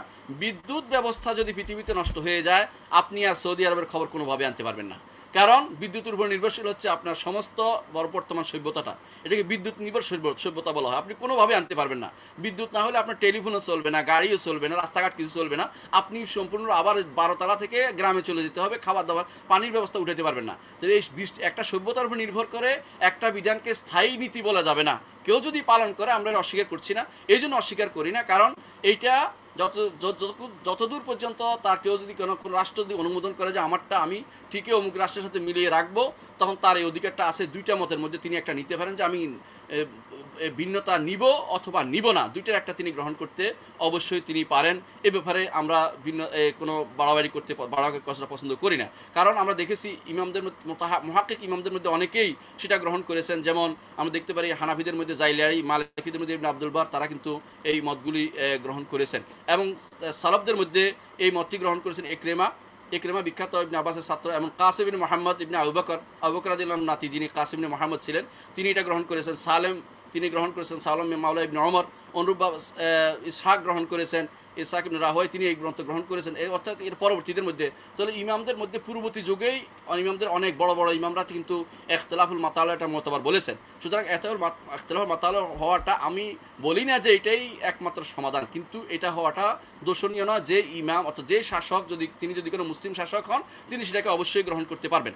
আচ্ছা, আমি এটা লম্বা না করি, আমি এখন ভিন্নতার দিকে যাচ্ছি। যে প্রশ্ন তিনি করেছেন ইবনে তাইমিয়া রহমতুল্লাহ আলাইহি এই মতে ছিলেন কিনা, হ্যাঁ, ইবনে তাইমিয়া রহমতুল্লাহ আলাইহি থেকে এই বর্ণনা আসছে। তিনি বলেছেন আল ইতিবার বুলুগুল ইলমি বিররুইয়া, যে দেখার বিষয়টা খবর পৌঁছে যাওয়াটার এটা হচ্ছে গুরুত্বপূর্ণ। এটা তিনি সেটা বলেছেন তার ফতোয়া মুজমা ফতোয়ার মধ্যে, সেটা তিনি বলেছেন, এতে কোনো সন্দেহ নাই। কিন্তু তিনি এটাকে জোর করে বলেন নাই, অর্থাৎ তিনি বলেছেন এটা যে যতটুকু পৌঁছা যায়, এটা অস্বীকার করার ক্ষেত্রে বলেছেন যে, এবং তারাও পার্থক্য করতেন যে খোরাসান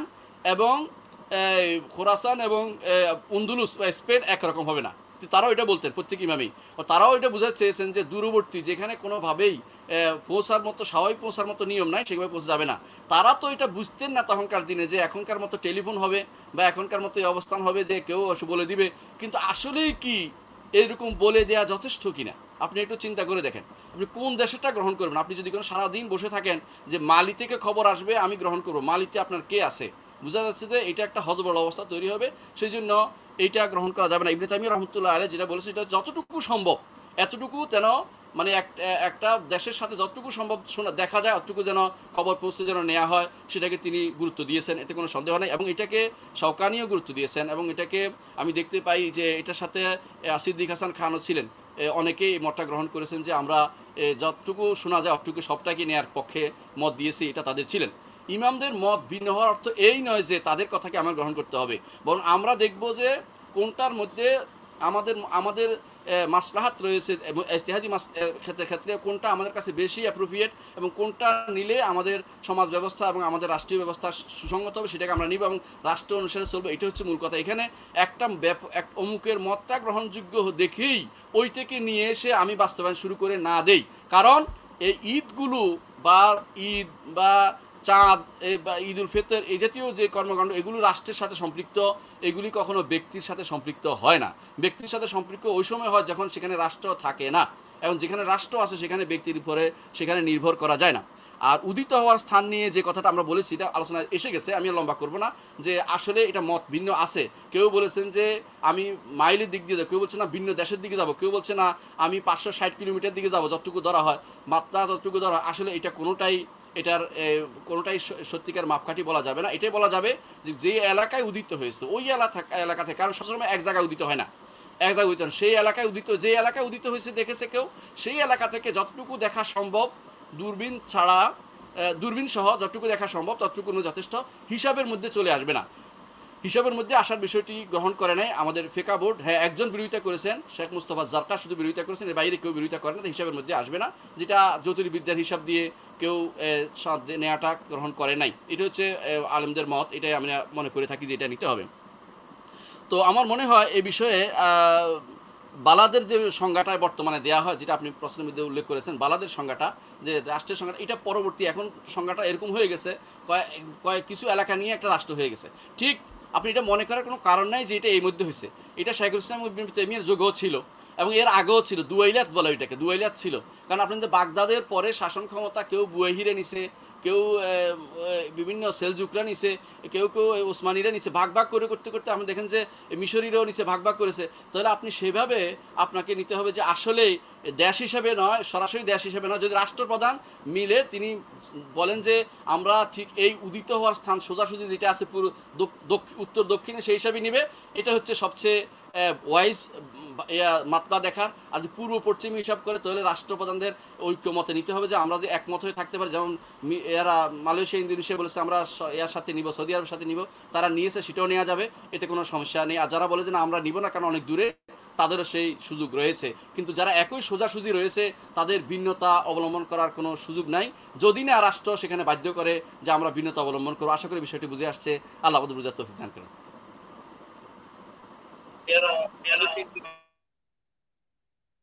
জাযাকুমুল্লাহু খাইরান, আহসানাল্লাহু ইলাইকুম।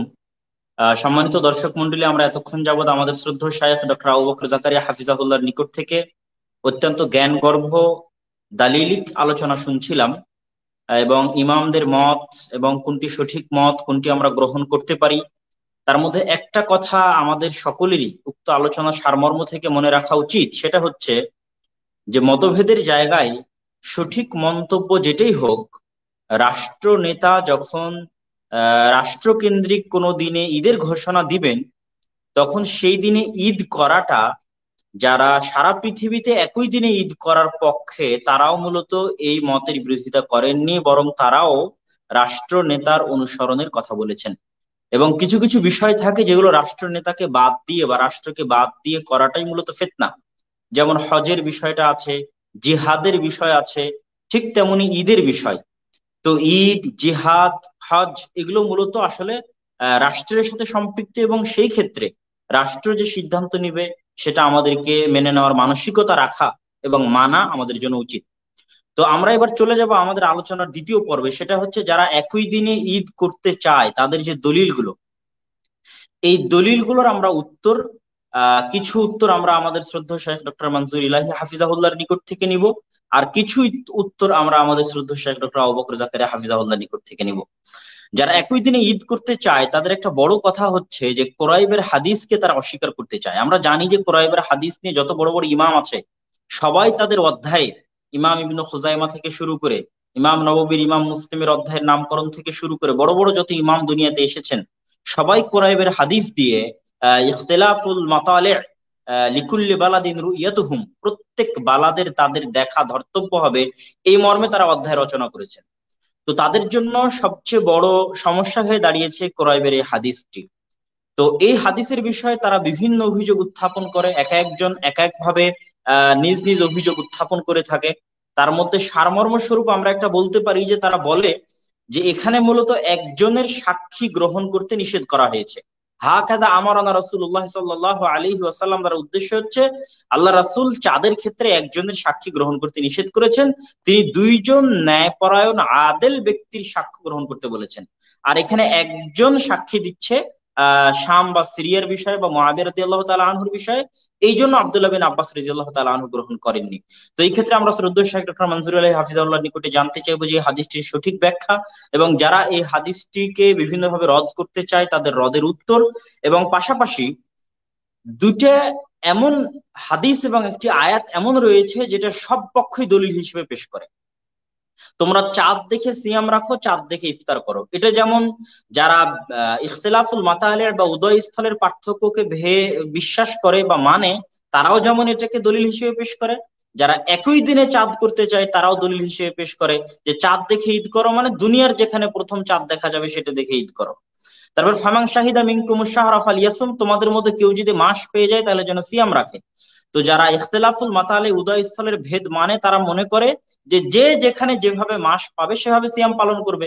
আর যারা একই দিনে ঈদ করতে চায় তারা এই আয়াত দিয়েই দলিল দেয় যে কোথাও চাঁদ উঠে গেছে মানে মাস শুরু হয়ে গেছে, আর মাস শুরু হয়ে যাওয়ার নলেজ বা জ্ঞান বা সংবাদ আমার নিকটে পৌঁছা মানে আমি তার অন্তর্ভুক্ত হয়ে গেছি, অতএব আমাকে সিয়াম পালন করতে হবে, কেননা আমি মাস পেয়ে গেছি, আমার নিকটে সংবাদ পৌঁছেছে মানে আমি মাস পেয়ে গেছি। তো এই রকম যে দলিলগুলো আছে, এই দলিলগুলো, আরেকটা হচ্ছে যে তোমরা ওই দিন সিয়াম রাখো ইয়াউমা ইয়াসুমুন নাস বা ইফতিরুন ইয়াউমা ইফতিরুন নাস, যেদিন মানুষ সিয়াম রাখে সেই দিন তোমরা সিয়াম রাখো, যেদিন মানুষ সিয়াম ভাঙে সেই দিন তোমরা সিয়াম ভাঙো।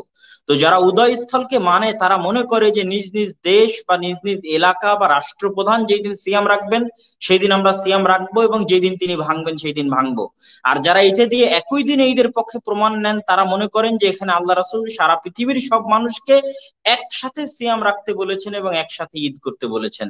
তো এই তিনটা দলিল, যেই তিনটা দলিল সবাই পেশ করে, এগুলোর সঠিক ব্যাখ্যা এবং কোরাইবের হাদিসের যে জবাব দেওয়া হয়ে থাকে সেটার উত্তর সহ সঠিক ব্যাখ্যা আমরা আমাদের শ্রদ্ধেয় শেখ ডক্টর মনজুরুল্লাহি হাফিজাহুল্লাহর নিকটে আশা করছি।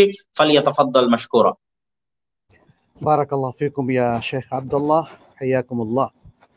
আমরা আসলে দীর্ঘক্ষণ ধরে ডক্টর আবু বকর জাকারিয়া ওনার কাছ থেকে অত্যন্ত দালিলিক আলোচনা শুনলাম, এবং এর মধ্যে এই উত্তর দেওয়ার আগে আমি যে জিনিসটা একটু দৃষ্টি আকর্ষণ করতে চাই, ডক্টর আবু বকর জাকারিয়া ওনার আলোচনার মধ্য দিয়ে বোঝা গেল যে এই যে আয়াতগুলো কিংবা হাদিসগুলোর ব্যাখ্যা নিয়ে দুপক্ষেরই যে টানাটানি, সেটা হচ্ছে কেউ বলেছেন ইখতিলাফুল মাতালার গ্রহণযোগ্য, আর কেউ বলেছেন যে না একই দিনে করার বিষয়টা।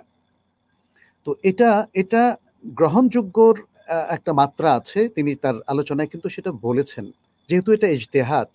এবং আমি আমার আলোচনার শেষে কিছু জিনিস অ্যাড করব, যেখানে আমরা দেখাবো যে আমাদের প্রাজ্ঞ ওলামায়ে কেরাম কিভাবে এই জিনিসটাকে দেখছেন, যেমন শেখ সালেহ বিন উসাইমিন।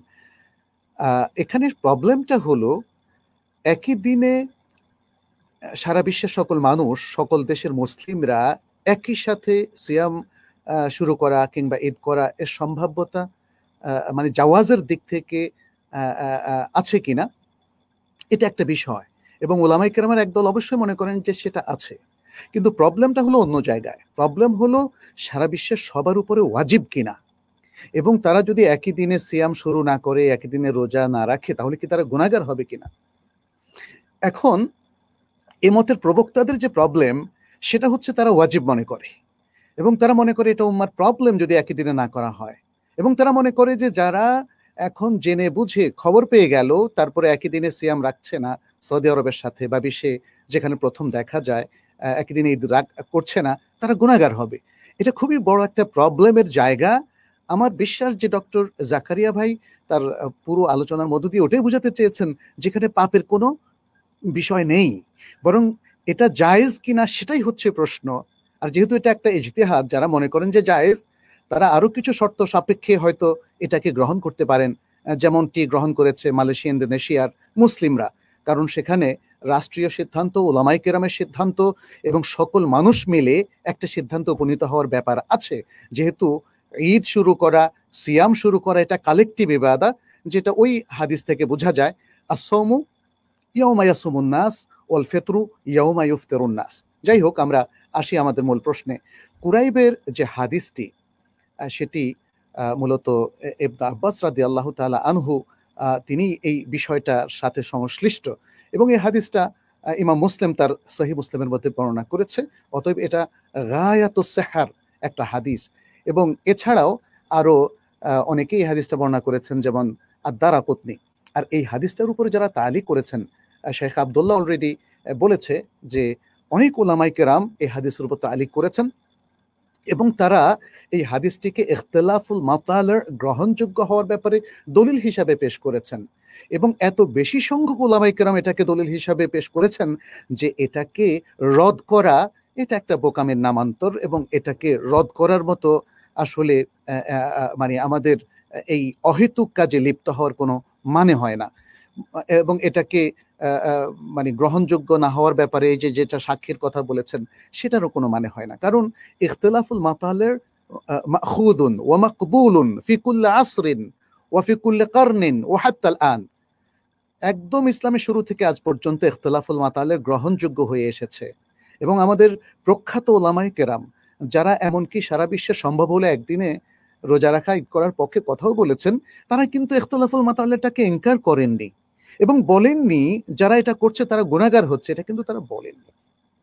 অতএব এই ধরনের মানে বশচায় লিপ্ত হওয়া আমাদের উচিত নয়। তারপর আমরা বলছি, আবু কুরাইবের হাদিসের মধ্যে ইবনে আব্বাস কুরাইবের কথাটা যে গ্রহণ করেননি, সেটা মানে যে ব্যাখ্যাটা দেওয়া হয়েছে এটা শুদ্ধ নয়, এটা শুদ্ধ নয়। বরং তিনি তার কথাটা গ্রহণ করেননি, অর্থাৎ যেটার দ্বারা প্রমাণ হচ্ছে যে ইবনে আব্বাস রাদিয়াল্লাহু তাআলা আনহু ইখতিলাফুল মাতালেরকে গ্রহণ করেছেন। সুতরাং মানে ওই যে কথা বলা হচ্ছে তিনি একজন এসে বলেছেন এজন্য গ্রহণ করেননি, কারণ এখানে সিরিয়ায় যে চাঁদ দেখা সাব্যস্ত হচ্ছে সেটা তো শুধু সেটা তো কুরাইব দিয়ে সাব্যস্ত হয়নি, সেটা তারা সবাই দেখেছেন এবং সেখানে খলিফা নিজে রেখেছেন। সুতরাং এই চাঁদ দেখার বিষয়টা কুরাইবের তথ্য দিয়েই শুধু সাব্যস্ত হওয়ার ব্যাপার নয়, বরং এটা এর পক্ষে আরো অনেক সাক্ষী জোগাড় করা যেত। কিন্তু এখানে আসলে ইবনে আব্বাস রাদিয়াল্লাহু তাআলা আনহু তাকে যে উত্তর দিয়েছিলেন তা দিয়ে তিনি প্রমাণ করতে চেয়েছিলেন যে ইখতিলাফুল মাতালকে গ্রহণ করা এটা মিন সুন্নাতিন নবী সাল্লাল্লাহু আলাইহি সাল্লাম ওয়া মিন ইজাজাতিন নবী সাল্লাল্লাহু আলাইহি সাল্লাম। নবী সাল্লাল্লাহু আলাইহি সাল্লাম দ্বারা এটা মাকবুল, এটা গ্রহণযোগ্য, এটা অনুমোদিত, সেটাই তিনি আসলে মূলত বলেছেন। আর চাঁদের ক্ষেত্রে আমরা যেমন ইবনে ওমরের হাদিস দেখি এবং আরো একাধিক হাদিসের মধ্যে আমরা লক্ষ্য করি যে একজনের রেওয়ায়েত গ্রহণ করা হয়েছে। যেমন ইবনে ওমর রাদিয়াল্লাহু তাআলা আনহুর যে হাদিসটা, সেটা আবু দাউদের মধ্যে এসেছে, দারিমির মধ্যে এসেছে, ইবনে হিব্বান, দারাকুতনি, বাইহাকি ইত্যাদি বিভিন্ন হাদিস গ্রন্থে এসেছে। ইবনে ওমর বলেছেন, তারা আন-নাস আল হিলাল, মানুষের কাছ থেকে হেলাল লুকায়িত ছিল। ফাআখবারতু নবী সাল্লাল্লাহু আলাইহি ওয়াসাল্লাম আন্নী রাআইতুহু, তখন আমি নবী সাল্লাল্লাহু আলাইহি ওয়াসাল্লামকে জানালাম যে আমি দেখেছি। ফাসামা ওয়া আমারা আন-নাস বিসিয়ামি, নবী সাল্লাল্লাহু আলাইহি ওয়াসাল্লাম এখানে একজনের সাক্ষ্য গ্রহণ করেছেন। আর দ্বিতীয় আরেকটি বিষয় যে নবী সাল্লাল্লাহু আলাইহি ওয়াসাল্লাম চাঁদ দেখার ব্যাপারে অন্য আরো ঘটনায় দেখা যাচ্ছে যে তিনি আরো একজনের সাক্ষ্য গ্রহণ করেছেন। এবং যখন বলা হয় যে এটা রাসূলুল্লাহ সাল্লাল্লাহু আলাইহি ওয়াসাল্লামের সাথে খাস, কারণ সাক্ষী প্রমাণ গ্রহণের জন্য দুজন সাক্ষী লাগে, এই কথাটা শুদ্ধ নয়। হাদিস রেওয়ায়াতের ক্ষেত্রে আমরা দেখি যখন কেউ এসে সংবাদ দেন, এটাকে সাক্ষী বলে না। যখন কেউ এসে সংবাদ দেন তখন খবরুল ওয়াহিদ গ্রহণযোগ্য। হাদিসের ক্ষেত্রে, হাদিসের মতো অত্যন্ত গুরুত্বপূর্ণ ক্ষেত্রে যদি খবরুল ওয়াহিদ গ্রহণযোগ্য হয়, তাহলে যেমন সিরিয়ার খবরের ক্ষেত্রে কুরাইবের কথা গ্রহণযোগ্য হওয়ার ব্যাপারে ইবনে আব্বাসের কাছে আসলে কোনো সমস্যাই ছিল না। ইবনে আব্বাস ইখতিলাফুল মাতালাকে গ্রহণ করার ব্যাপারেই মত দিয়েছেন, সুতরাং তিনি কুরাইবকে মানে বলেননি যে তোমার কথাটা বাতিল, এটা একটা বিষয়। আর ইবনে ওমর রাদিয়াল্লাহু তাআলা আনহুর যে হাদিসে নবী সাল্লাল্লাহু আলাইহি ওয়াসাল্লাম একজনের সাক্ষ্য গ্রহণ করেছেন, এটা রাসূল সাল্লাল্লাহু আলাইহি ওয়াসাল্লামের সাথে খাস, এটাও শুদ্ধ নয়। বরং আমরা যদি সাহাবায়ে কেরামের এবং উলামায়ে কেরামের মত বিশ্লেষণ করি, তাহলে দেখব যে উলামায়ে কেরামের বিশাল এক দল এখনো তারা মত পোষণ করেন যে একজনের সাক্ষ্য চাঁদ দেখার ব্যাপারে গ্রহণযোগ্য। যেমন ইমাম আহমদ মাশহুর রেওয়ায়াত অনুযায়ী তিনি বলেছেন একজন যদি বলেন তিনি চাঁদ দেখেছেন, তার কথাটা গ্রহণযোগ্য। এবং এই মতের পক্ষে ওমর ইবনে খাত্তাব রাদিয়াল্লাহু তাআলা আনহু, আলী রাদিয়াল্লাহু তাআলা আনহু, ইবনে ওমর রাদিয়াল্লাহু তাআলা আনহু, এবং পরবর্তীতে তাবেঈদের মধ্যে ইবনুল মুবারক, ইমামদের মধ্যে আশ-শাফিঈ, সহিহ মত অনুযায়ী তাদের দলিল হলো ইবনে আব্বাসের হাদিস যে একজন আরাবী নবী সাল্লাল্লাহু আলাইহি ওয়াসাল্লামের কাছে এসে বললেন রাআইতুল হিলাল, আমি চাঁদ দেখেছি। তখন নবী সাল্লাল্লাহু আলাইহি ওয়াসাল্লাম তাকে জিজ্ঞেস করেছিলেন আতাশহাদু আল্লা ইলাহা ইল্লাল্লাহ, তুমি কি সাক্ষ্য দিচ্ছে যে আল্লাহ ছাড়া সত্যিকার আর কোনো ইলাহ নেই, ওয়া আন্না মুহাম্মাদুর রাসূলুল্লাহ, মুহাম্মাদান আবদুহু ওয়া রাসূলুহু, মুহাম্মদ সাল্লাল্লাহু আলাইহি ওয়াসাল্লাম আল্লাহর বান্দা ও রাসূল? তখন তিনি বললেন নাআম। তখন নবী সাল্লাল্লাহু আলাইহি ওয়াসাল্লাম বললেন ইয়া বেলাল আযদিন ফিন নাস ফালিয়াসুমু গাদান, হে বেলাল তুমি মানুষের মধ্যে ঘোষণা করে দাও যে মানুষ যেন আগামীকাল সিয়াম রাখে। এই একজনের সাক্ষ্য দ্বারাই নবী সাল্লাল্লাহু আলাইহি ওয়াসাল্লাম তিনি রাষ্ট্রপ্রধান হিসাবে এটাকে যখন গ্রহণ করলেন, ঘোষণা করলেন, তখন সেটা সাব্যস্ত হয়ে গেল। এখানেও বরং ওই জিনিসটা প্রমাণিত হয় যে এটা মদিনায় ঘটেছিল। নবী সাল্লাল্লাহু আলাইহি ওয়াসাল্লাম ছিলেন রাষ্ট্রপ্রধান, অতএব তার ঘোষণা এটা জাতির জন্য প্রযোজ্য হবে। এই হাদিসটা বর্ণনা করেছেন আবু দাউদ, নাসাই, তিরমিজি। আর ইবনে ওমর হাদিসটা তো আমরা বললাম। আর এক্ষেত্রে আমরা ভিন্ন মত দেখি, যেমন ইমাম মালিক, লাইথ, আউজাঈ তারা বলেছেন যে না, দুজন সাক্ষী প্রয়োজন। আর ইমাম আবু হানিফা রাহিমাহুল্লাহ তার দুটো মত আছে এখানে, মানে দুই জায়গায় দুরকম মত। একটা হলো যদি আকাশ পরিষ্কার থাকে তাহলে একজনের সাক্ষ্য গ্রহণযোগ্য, এটা আবু হানিফা রাহিমাহুল্লাহ বলেছেন। আর যদি আকাশে মেঘ থাকে তাহলে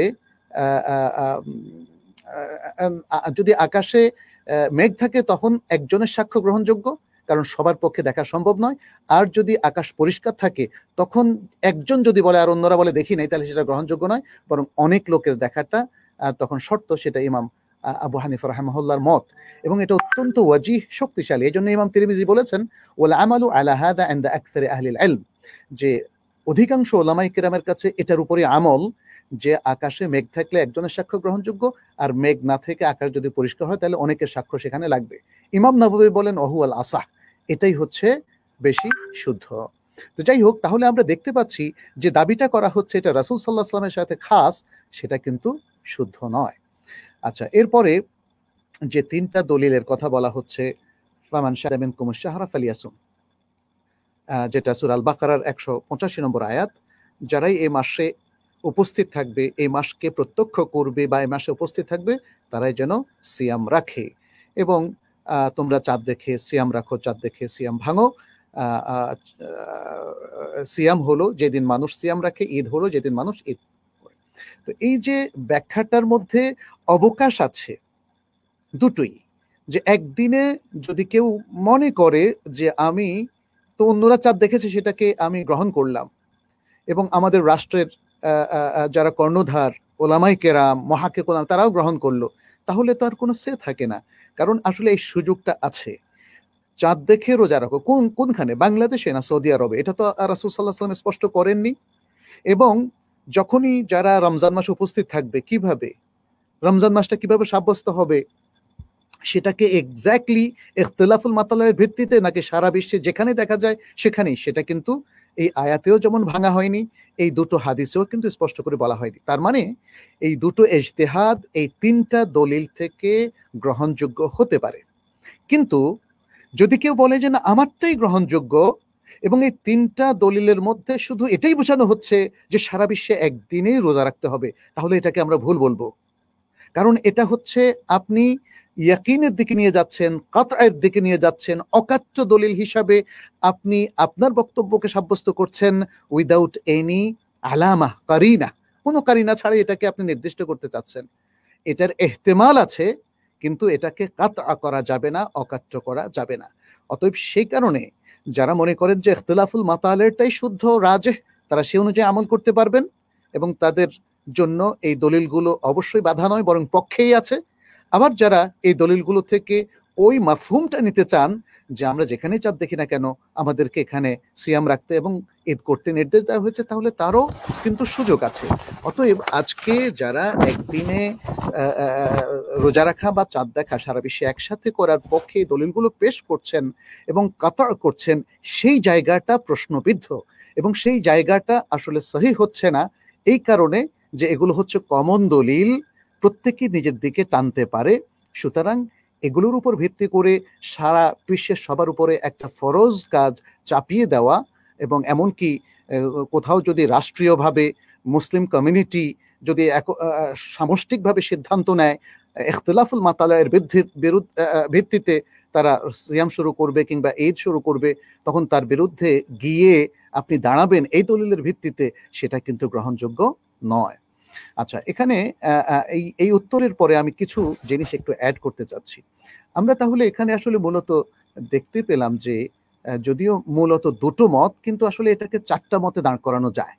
একটা হচ্ছে ইখতিলাফুল মাতালের গ্রহণযোগ্য, যেটা আজ অবধি, ইসলামের শুরু থেকে আজ অবধি, বাস্তব কারণে হোক আর যে কারণেই হোক, আজ অবধি সেটা চালু আছে, এবং এটাকে ওলামায়ে কেরাম আসলে উড়িয়ে দেননি, কখনোই এটার বিরোধিতা এইভাবে করেননি যে এই ইখতিলাফুল মাতালে যারা মানে তাদের আসলে আমল বাতিল, এটা কেউ বলেননি।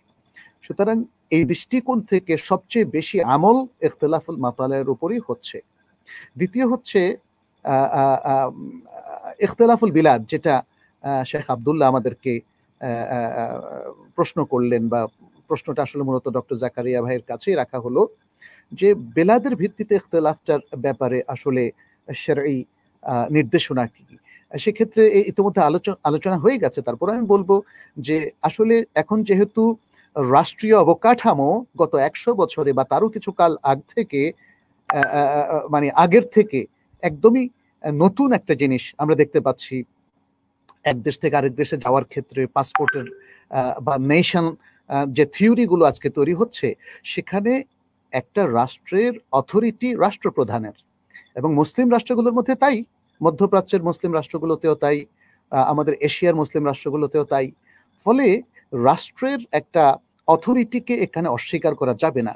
মুসলিম কমিউনিটিকে বিশেষ করে তাদের সামাজিক ঈদ, সামাজিক আমল এবং যে সমস্ত কাজগুলো তে আসলে ইজতিহাদের অবকাশ আছে, যে কোনোটাই নেওয়া যেতে পারে, সেখানে রাষ্ট্র এই অথরিটিকে কাজে লাগিয়ে আসলে যে কোনো সিদ্ধান্ত নিতে কোনো অসুবিধা নেই।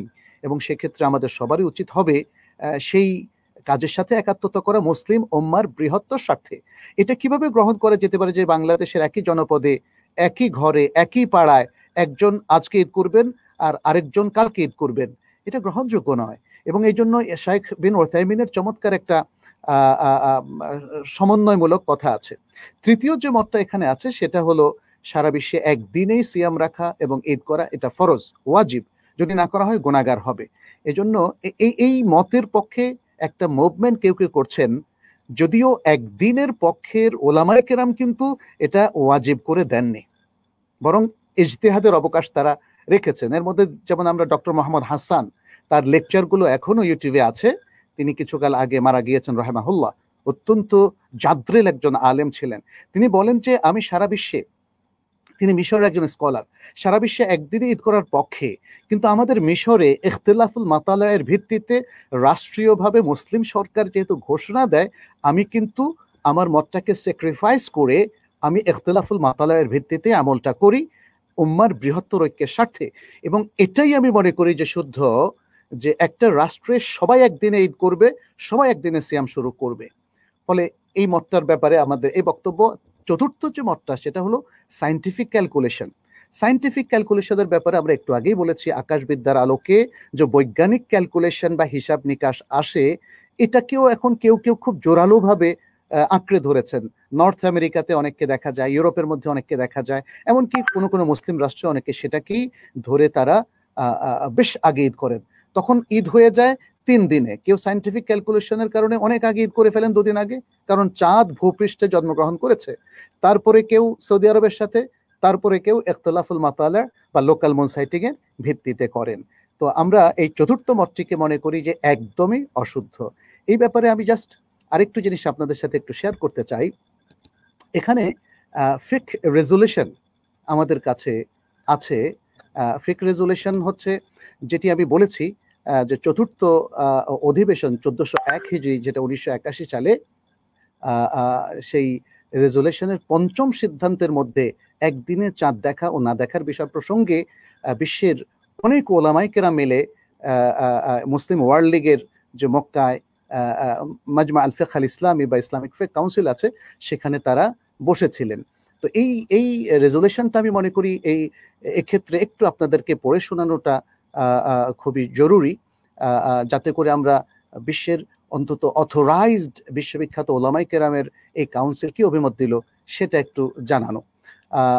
সেটা হলো, তারা বলছেন যে চোখে দেখার মাধ্যমে সাব্যস্ত হতে হবে। যারা বলছেন এই অভিমতের পক্ষে তারা কিছু অকাট্য দলিলও পেশ করেছে। মানে এখানে যে কথাটা এসেছে, ইসলামিক ফিকহ কাউন্সিল অভিমত প্রকাশ করে যে চাঁদের উদয়স্থলের বিভিন্নতা গ্রহণযোগ্য, কেননা এর মধ্যেই সকল মানুষের জন্য সহজতা রয়েছে। অধিকন্তু বিশুদ্ধ দৃষ্টিভঙ্গির চাহিদাও এটাই। সমগ্র মুসলিম উম্মার জন্য একই দিনে সিয়াম রাখা ও একই দিনে ঈদ করাকে যারা ওয়াজিব সাব্যস্ত করেছেন, তারা যে দাবি পেশ করেছেন তা শরিয়া ও বিবেক বিরোধী, একথা তারা বলেছেন। শরিয়ার দিক থেকে বিরোধী হওয়ার প্রমাণ হলো কুরাইবের হাদিস, যা হাদিসের ইমামগণ বর্ণনা করেছেন। এতে বলা হয়েছে যে কুরাইবকে উম্মুল ফাদল বিনতুল হারিস শাম দেশে মুআবিয়া রাদিয়াল্লাহু তাআলা আনহুর কাছে প্রেরণ করেন। কুরাইব বলেন, এই হাদিসটা আমি এখানে একটু স্কিপ করে যাচ্ছি, এটি ডক্টর জাকারিয়া ভাই একটু আগে উল্লেখ করেছেন। আচ্ছা, ইমাম মুসলিম তার শারহে মুসলিম গ্রন্থে এই হাদিসের উপর মন্তব্য প্রদান করতে গিয়ে বলেছেন, পরিচ্ছেদ এই কথার বর্ণনা প্রসঙ্গে যে প্রত্যেক দেশের জন্য তারা তাদের নিজেদের চাঁদ দেখার বিষয়টি প্রযোজ্য, এবং তারা যখন কোনো দেশের চাঁদ দেখে তখন তাদের থেকে দূরদেশে অবস্থানকারীদের জন্য সে চাঁদ দেখার বিধান কার্যকর হবে না। আর 6টি হাদিস গ্রন্থের প্রণেতাগণের মধ্য থেকে যারা এই হাদিসটি বর্ণনা করেছেন, যেমন আবু দাউদ, তিরমিজি, নাসাই, তারা এই হাদিসের ব্যাখ্যায় এই একই পদ্ধতি থেকে বাইরে যাননি। ইসলাম সওম রাখা এবং সওম ভাঙার বিধানটিকে চাক্ষুষভাবে চাঁদ দেখার সাথে শর্তায়িত করেছে, এছাড়া অন্য কোনো পদ্ধতি অবলম্বন করার কথা বলেনি। কেননা ওমর ইবনুল খাত্তাব রাদিয়াল্লাহু তাআলা আনহুর হাদিসে এসেছে, লা তাসুমু হাত্তা তারাউল হিলাল ওয়া লা তুফতিরু হাত্তা তারাউহু ফা ইন গুম্মা আলাইকুম ফাকদুরু লাহু। এই হাদিসটা আমরা একটু আগে বলেছি। এই হাদিসটির মূল কার্যকারণ হলো, সবাব হলো চাঁদ দেখার সাথে শরিয়ার হুকুমকে শর্তায়িত করা হয়েছে। মক্কা মদিনায় যখন চাঁদ দেখা যায়, অন্য দেশে হয়তো তখন দেখা যায় না, কিংবা এক দেশে চাঁদ যখন দৃশ্যমান হয়, অন্য দেশে হয়তো তখন দিনের বেলা। সুতরাং কিভাবে তাদের সওম রাখা ভাঙার নির্দেশ দেওয়া হবে, এই বিষয়টি তিনি চাঁদ দেখা সাব্যস্তের বিষয়ে দলিল বর্ণনা প্রসঙ্গ নামক পুস্তকে উল্লেখ করেছেন। আচ্ছা, এক্ষেত্রে ডক্টর জাকারিয়া ভাই সেটা বলেছেন যে আজকের এই আধুনিক ইকুইপমেন্টের যুগে, বৈজ্ঞানিক যুগে হয়তো অনেক কিছু সহজ হয়ে গেছে, কিন্তু এটা তো সব যুগে ছিল না। এটা 200 বছর আগেও ছিল না, 100 বছর আগেও ছিল না, আবার 200 বছর পরে থাকে কিনা সেই সন্দেহ আমরা হয়তো ওইভাবে শক্তিশালীভাবে প্রকাশ না করলেও অসম্ভব তো কিছু নয়। সুতরাং পৃথিবীর যে কোনো একটা সময়ের কোনো সায়েন্টিফিক অ্যাডভান্সমেন্টের ভিত্তিতে যেমন স্থায়ী সিদ্ধান্ত নেওয়া যাবে না, আবার সায়েন্টিফিক ব্যাকওয়ার্ডনেসের কারণেও একটা সিদ্ধান্ত নেওয়া যাবে না। এখানে এই রেজলিউশনের মধ্যে আরো এসেছে, প্রত্যেক মাযহাবের আলেমগণ এই সিদ্ধান্ত নিয়েছেন যে অধিকাংশের মতানুযায়ী উদয়স্থলের বিভিন্নতাই বিবেচ্য। ইবনে আব্দুল বার খোরাসান ও আন্দালুসের ন্যায় দূরবর্তী দেশগুলোর ক্ষেত্রে স্থানীয়ভাবে চাঁদ দেখার বিষয়টি বিবেচনা করার ব্যাপারে ইজমা তথা সকলের ঐক্যমত্য প্রতিষ্ঠিত হয়েছে বলে বর্ণনা করেছেন। সুতরাং প্রত্যেক দেশের জন্য বিশেষভাবে আলাদা বিধান প্রযোজ্য হবে। এখানে দেখেন বলা হয়েছে প্রত্যেক দেশের জন্য বিশেষভাবে আলাদা বিধান প্রযোজ্য হবে। চার মাযহাবের অনুসারীদের বহু গ্রন্থে উদয়স্থলের পার্থক্য গ্রহণীয় হওয়ার বিষয়টি ব্যাপকভাবে আলোচিত হয়েছে, কেননা এই বিষয়ে শরিয়ার প্রচুর দলিল রয়েছে। আজ সারা বিশ্বে একদিন চাঁদ দেখার বিষয়টি এজন্য বিবেকসম্মত নয় যে আলিমগণের কেউই উদয়স্থলের বিভিন্নতা গ্রহণের ব্যাপারে দ্বিমত করেননি, কারণ এটা এমনই দৃশ্যমান একটি বিষয় যাতে বিবেক বুদ্ধি কার্যকর। সুতরাং এক্ষেত্রে শরিয়া ও বিবেক দুটোই পরস্পরের সমার্থক ও সঙ্গতিপূর্ণ। আর এ দুটোর সমর্থনে শরিয়ার অনেক বিধানই প্রযোজ্য হয়ে থাকে, যেমন সালাতের ওয়াক্তসমূহ ইত্যাদি। এভাবে এখানে এসেছে অত্যন্ত শক্তিশালীভাবে ইখতিলাফুল মাতালের পক্ষে তারা বলেছেন। তবে এটা বলেননি যে একদিনে করার ব্যাপারে যদি কেউ মত প্রকাশ করেন সেটা বাতিল, সেটা কিন্তু তারা বলেননি। এটা হচ্ছে ওয়াজিব হওয়ার মত যে চাপিয়ে দেওয়া হচ্ছে, তারা সেটার বিরোধিতা করেছেন। বিন উসাইমিন তিনি ইখতিলাফুল মাতালের পক্ষে তার অভিমত ব্যক্ত করেছেন এবং বলেছেন যে ইখতিলাফুল মাতালেরকে গণ্য করা অথবা গণ্য না করে বিশ্বে প্রথম যেখানে চাঁদ দেখা যায় তার আদলে সিদ্ধান্ত গ্রহণ করা, এই দুটো ইজতিহাদি বিষয়। এবং যে তিনটা দলিলের ব্যাপারে, একটা আয়াত দুটো হাদিসের ব্যাপারে শেখ আব্দুল্লাহ আমাকে প্রশ্ন করলেন, বিন ওয়াসাইমিনের বক্তব্য হচ্ছে এই তিনটা দলিল থেকে দুটো মতই বুঝার বা ইজতিহাদ করার সুযোগ আছে। তবে আমার কাছে, তিনি বলছেন, আমার কাছে ইখতিলাফুল মাতালেটাই শুদ্ধ এবং সে অনুযায়ী আমি রেকমেন্ড করি।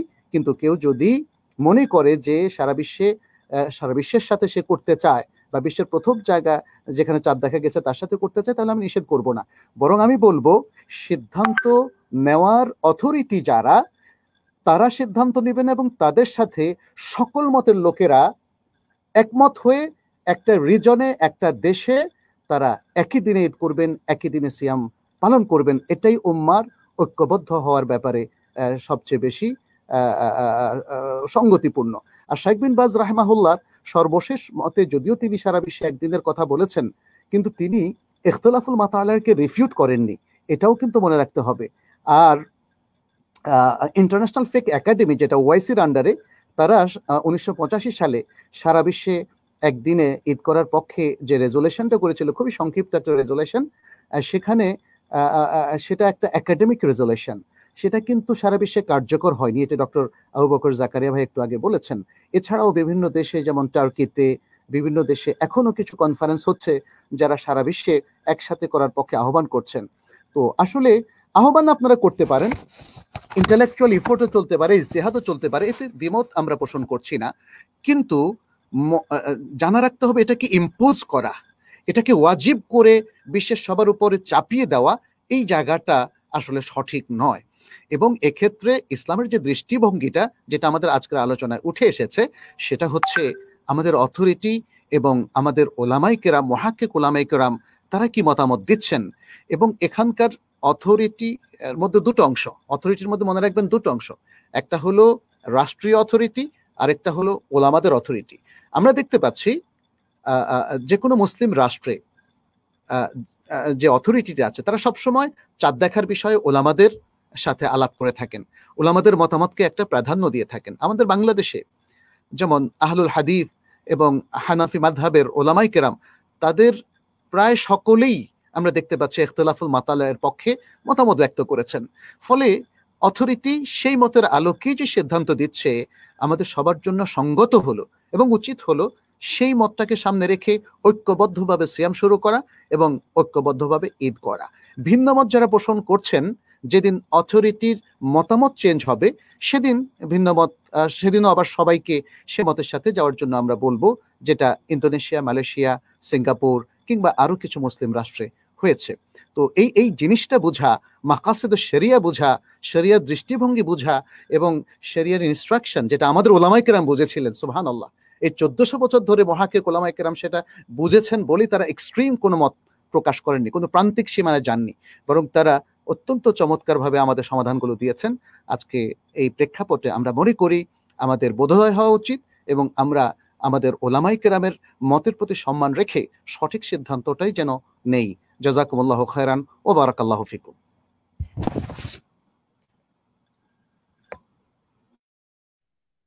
জাযাকুম আহসানাল্লাহু ইলাইকুম ওয়া বারাকাল্লাহু ফিকুম। সম্মানিত দর্শক মণ্ডলী, আমরা এতক্ষণ যাবত আমাদের শ্রদ্ধেয় শাইখ ডক্টর মনজুরি ইলাহি হাফিজাহুল্লাহর নিকট থেকে অনেক গুরুত্বপূর্ণ জ্ঞানগর্ভ এবং দালিলিক আলোচনা শুনছিলাম।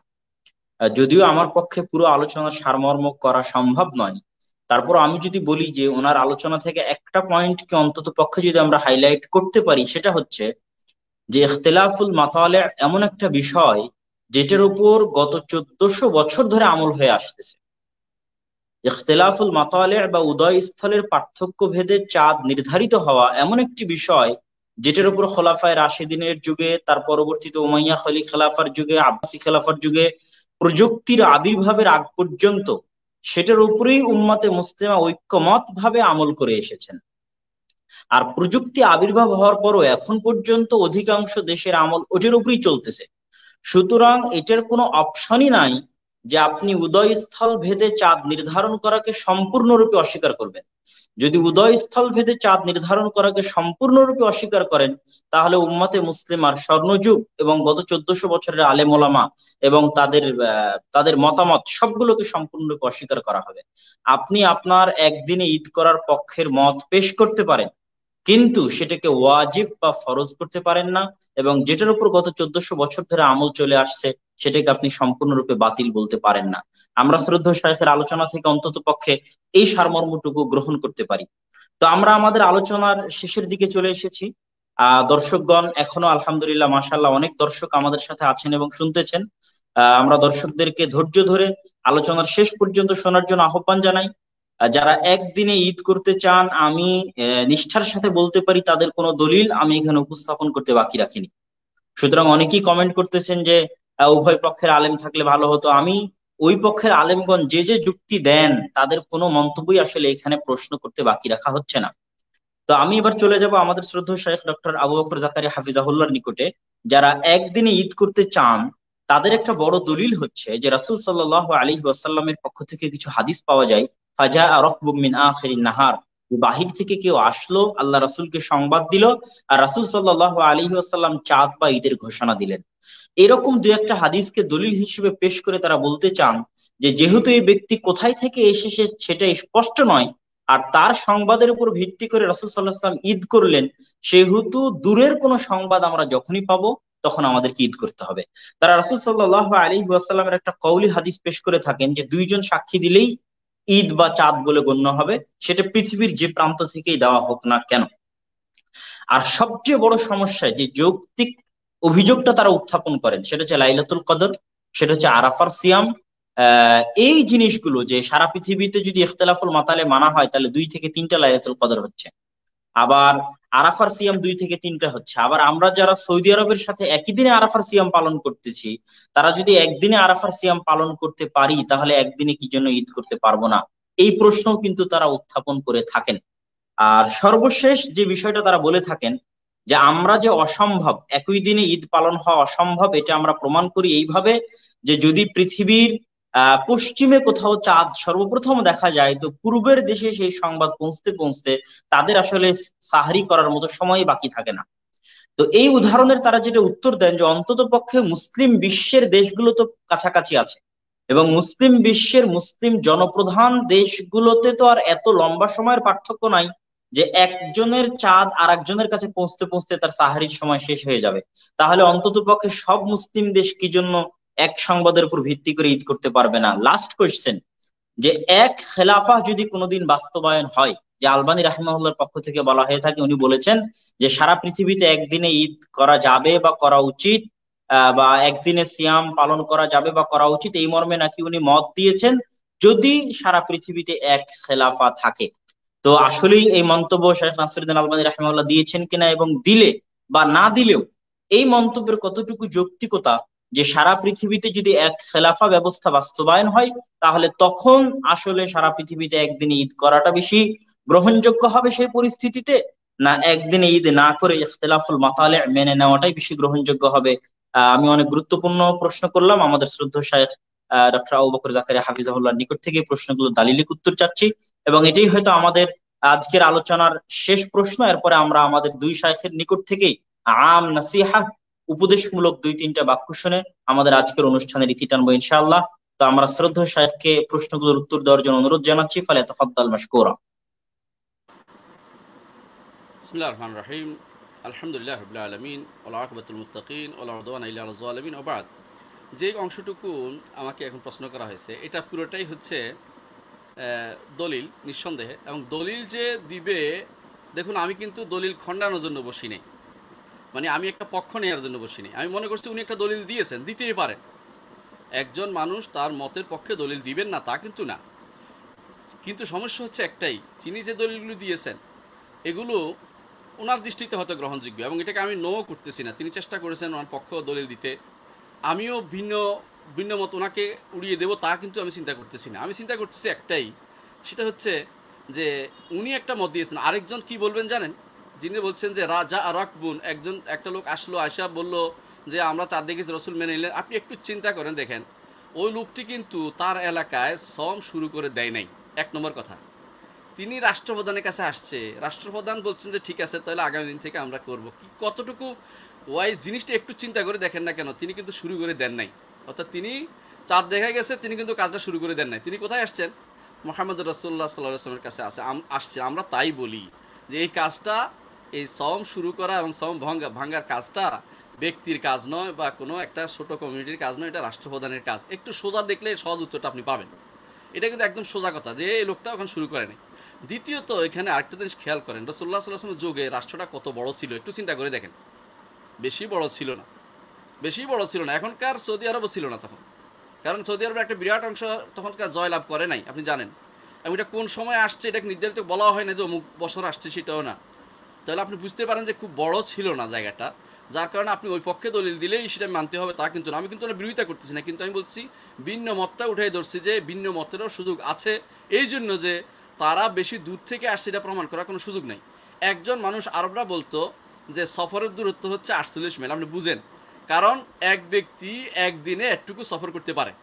ধরলাম 48 মাইল সফর করছে, এটা কি পূর্ব দিক থেকে আসছে না পশ্চিম দিক থেকে আসছে না দক্ষিণ দিক থেকে আসছে উত্তর দিক থেকে, আপনি কিন্তু বলতে পারবেন না এটা কোনোটাই।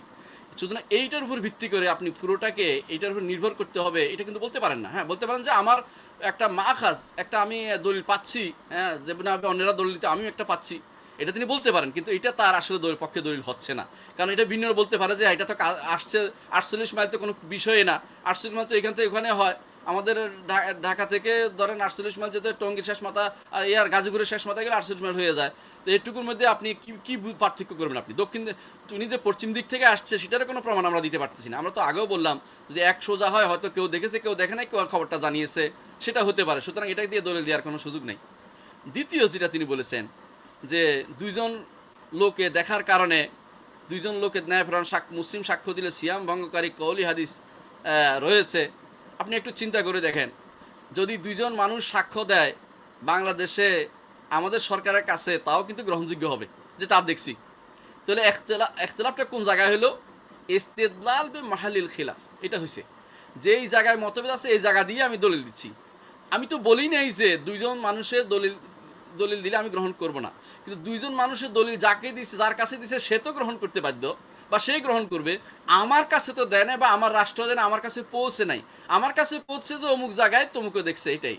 কিন্তু এটাকে আপনি ওই ব্যক্তি বা ওই রাষ্ট্রপ্রধান যিনি যতটুকু তার রেঞ্জের ভিতরে আছে ততটুকুতে আপনি বাধ্য করতে পারেন, অন্যকে বাধ্য করতে পারেন না।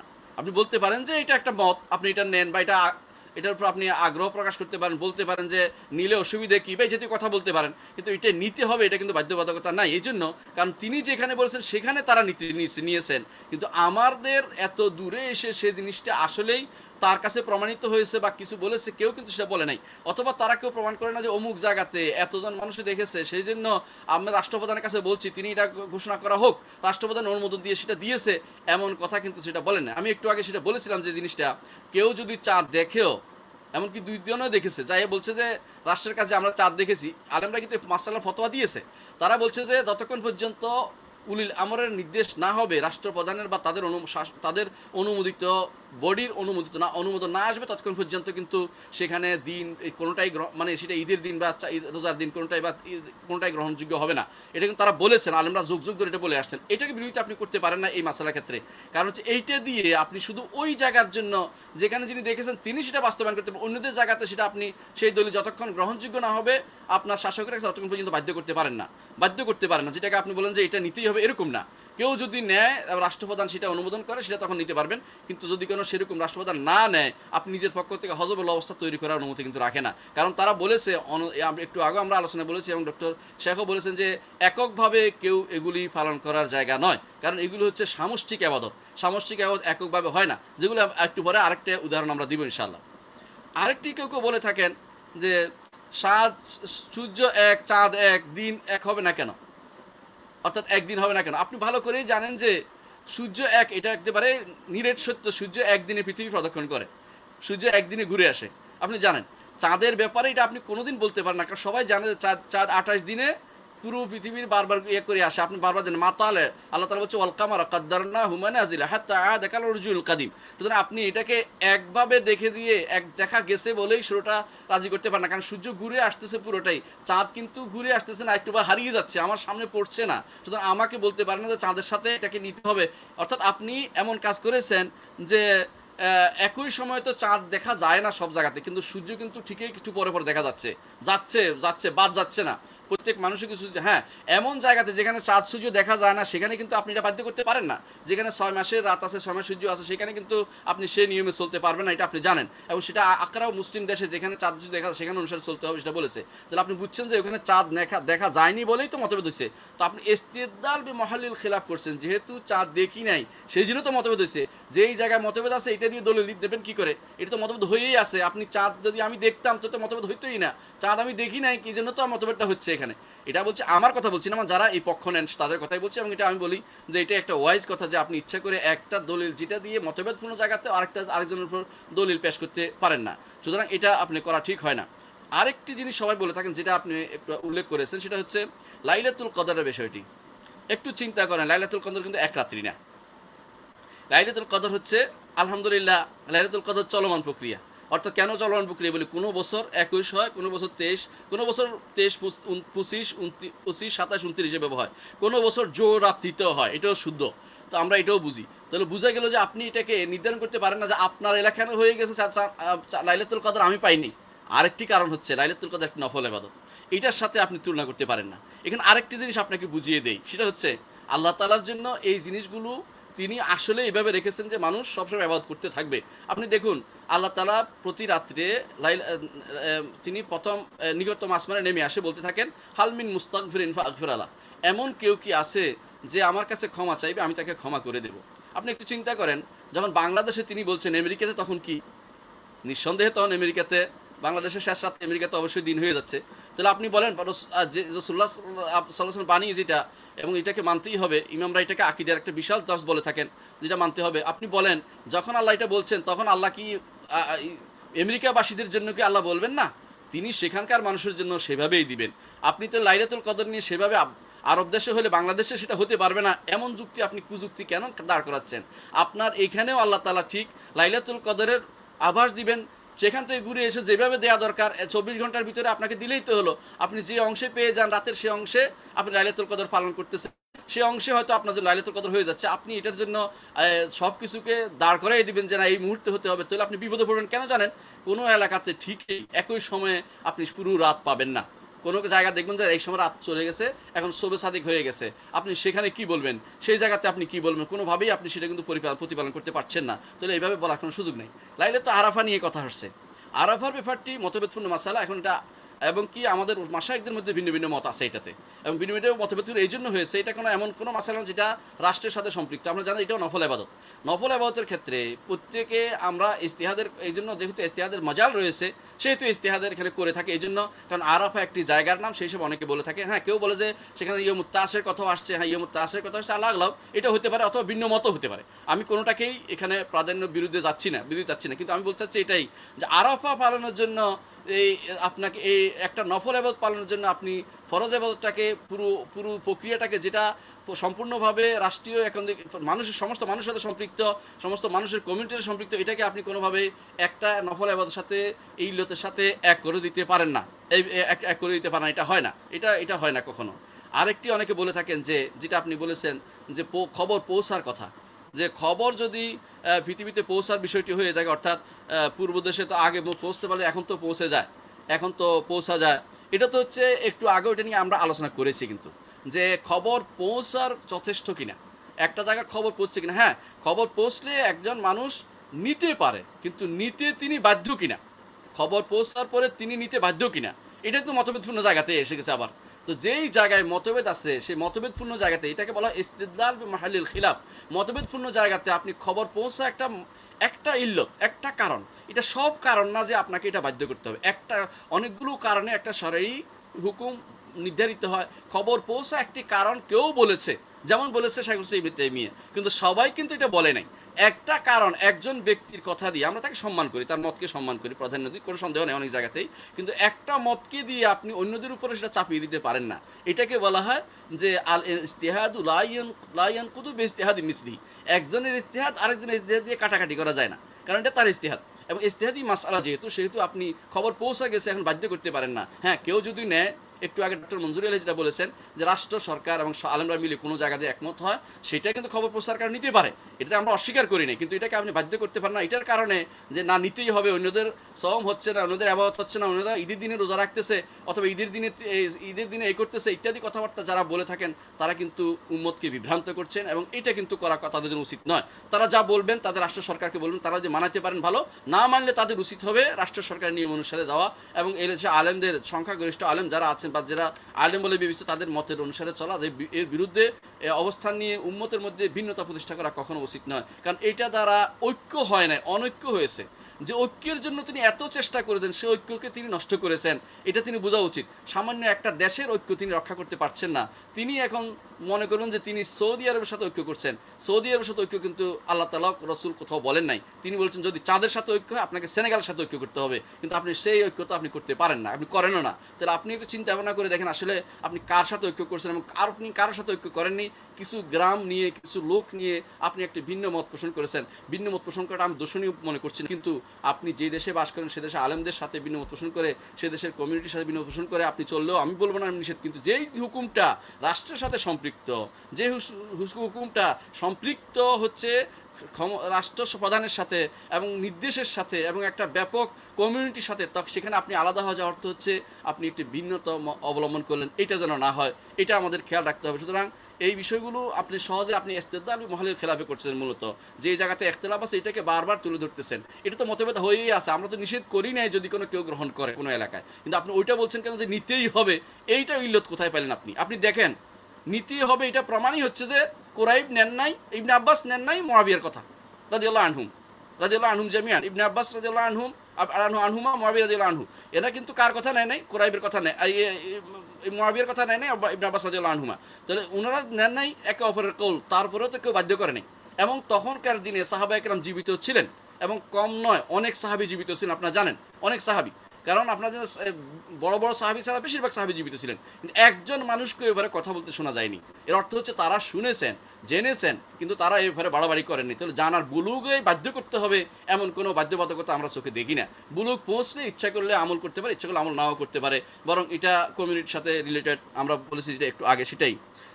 তো আলবানী রহমতুল্লাহ আলী মতের কথা উল্লেখ করেছেন যে আলবানী রহমতুল্লাহ আলী তিনি নাকি বলেছেন যে খেলাফত থাকলে একদিনে, হ্যাঁ খেলাফত থাকলে যদি একদিনে তিনি আমল করাতে পারেন, এটাকে কেউ নিষেধ করে নাই, আমরাও করি না। কেউ যদি কোনো একদিনে খলিফাতুল মুসলিমিন বলেন যে আমরা পালন করব এবং এলাকা সবাই মেনে নেওয়া উচিত, যদি পারে তারা আলহামদুলিল্লাহ।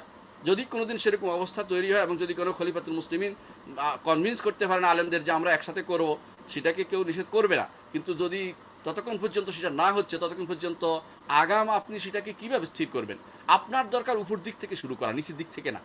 আপনার দরকার রাষ্ট্রপ্রধানদেরকে বলা প্রত্যেক জায়গাতে যে আপনারা এটা করেন, আপনাকে দাবি দেন যে আমরা অমুকের সাথে করতে চাই, আমরা চাঁদ দেখেছি অমুকের সাথে করতে চাই।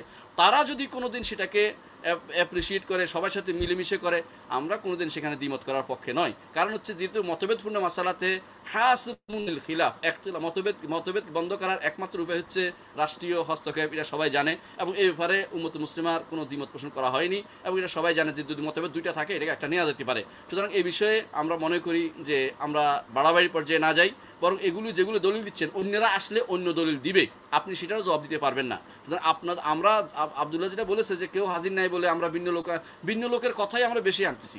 আমরা আমাদের পক্ষে বা কারো পক্ষের যারা বলে যে সারা প্রত্যেক এলাকার জন্য আলাদা, এদের কথাও বেশি আনতেছি না, দলিল বেশি আনছি না। আমরা শুধু এটাই বলতেছি যে একটা কথা ভারসাম্য থাকতে হবে আপনার কথা, যে আমরা যেটা ডক্টর মনজুর আলী একটু আগে বলেছেন যে আমরা কাউকে তাবদীল তাফসিক বা তার ইবাদত হচ্ছে না, তার গুনাহ হচ্ছে, বা মানুষকে বিভ্রান্ত করতে চাই যায়, তা আপনার তো সব শেষ, আপনার তো এখন কি, আপনার তো এই করতেছেন, আপনি রোজার দিনে আপনি খাইতেছেন, আপনি অথবা মানুষ রোজা রাখতেছে আপনি রোজা রাখতেছেন না, আপনি ঈদ পালন করে মানুষ ঈদ করতেছে আপনি এখন রোজা রাখতেছেন, এগুলি যে মানুষের বিভ্রান্তি তৈরি করে, এটা কিন্তু মানুষের সাথে বলার কাজ নয়। কারণ আপনারা দেখেন যে ব্যক্তি নাহারে আসছে দিনের বেলা, সে কিন্তু জায়গা জায়গা বলে আসে নাই। খলিফা যিনি রাসূলুল্লাহ সাল্লাল্লাহু আলাইহি ওয়াসাল্লামের কাছে আসছে, রাসূল ঘোষণা না দেওয়া পর্যন্ত কেউ এই কাজটি করেনি। এই জন্য এই বিষয়টা অবশ্যই রাষ্ট্রের সাথে সম্পৃক্ত, এটা আমাদের বুঝে নিতে হবে। আল্লাহ আমাদের তৌফিক দান করুন। আসসালামু আলাইকুম ওয়া রাহমাতুল্লাহি ওয়া বারাকাতুহু।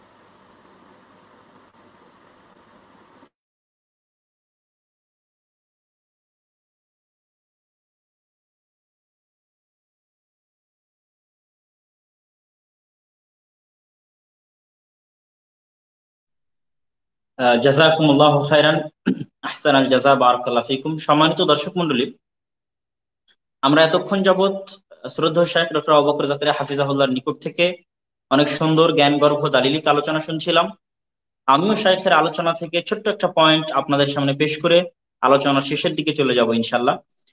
বিশেষ করে লাইলাতুল কদর বা আল্লাহ সুবহানাহু ওয়া তাআলার রহমত, বরকত এবং ক্ষমা কেন্দ্রিক যে অভিযোগটা উত্থাপন করা হয়ে থাকে, এটা মূলত মানুষ তার দুনিয়াবী জগৎকে আসমানি জগতের সাথে কিয়াস করে এবং আল্লাহ সুবহানাহু ওয়া তাআলার জাত, আল্লাহ সুবহানাহু ওয়া তাআলার কুদরতকে তারা পৃথিবীতে যে সূর্য যে 24 ঘন্টা সময় অতিবাহিত করছে, এই ধ্বংসশীল অস্থায়ী ক্ষণস্থায়ী পৃথিবী, তার জীবনকে আল্লাহ সুবহানাহু ওয়া তাআলার অসীম কুদরত, আল্লাহ সুবহানাহু ওয়া তাআলার অসীম ক্ষমতা, তার অসীম রহমত এবং অসীম বরকতের সাথে কিয়াস করতে গিয়ে মূলত এই প্রশ্নগুলো তারা উত্থাপন করে।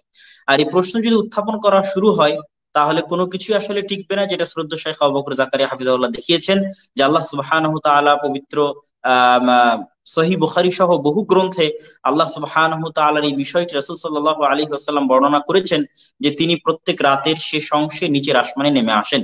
এটা কিন্তু সারা পৃথিবীতে কোনো মতেই মানুষের স্বাভাবিক বিবেক দিয়ে বোঝা সম্ভব নয়।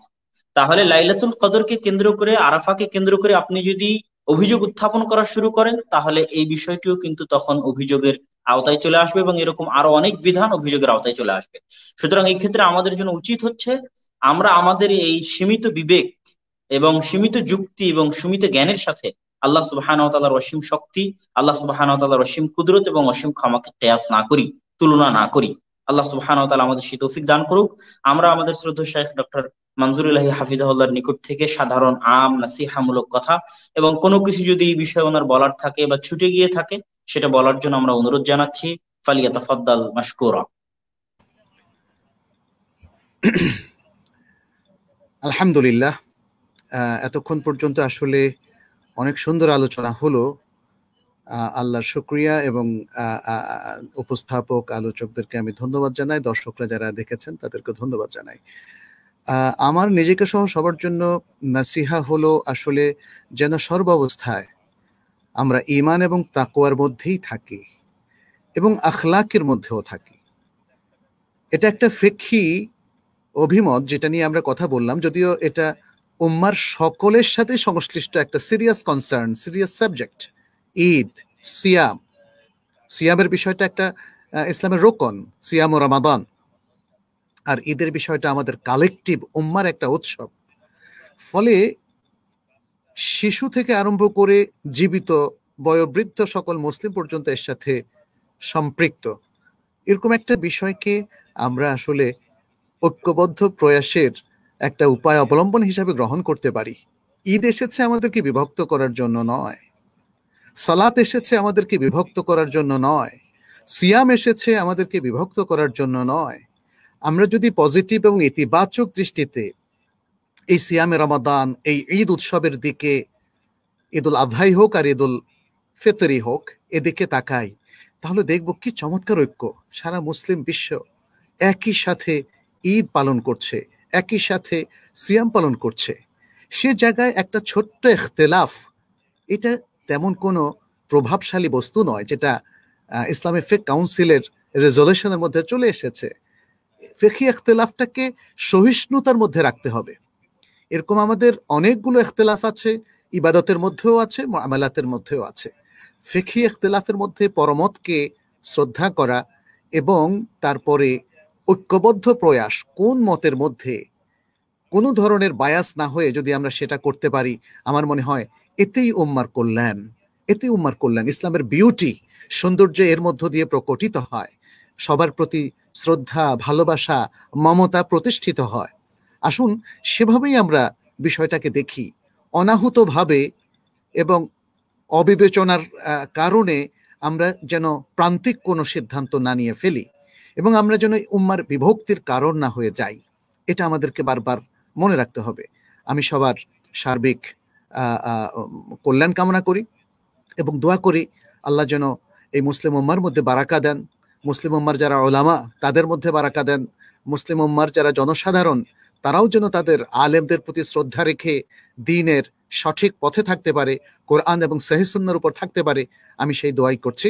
আল্লাহ আমাদের সবাইকে তৌফিক দান করুন।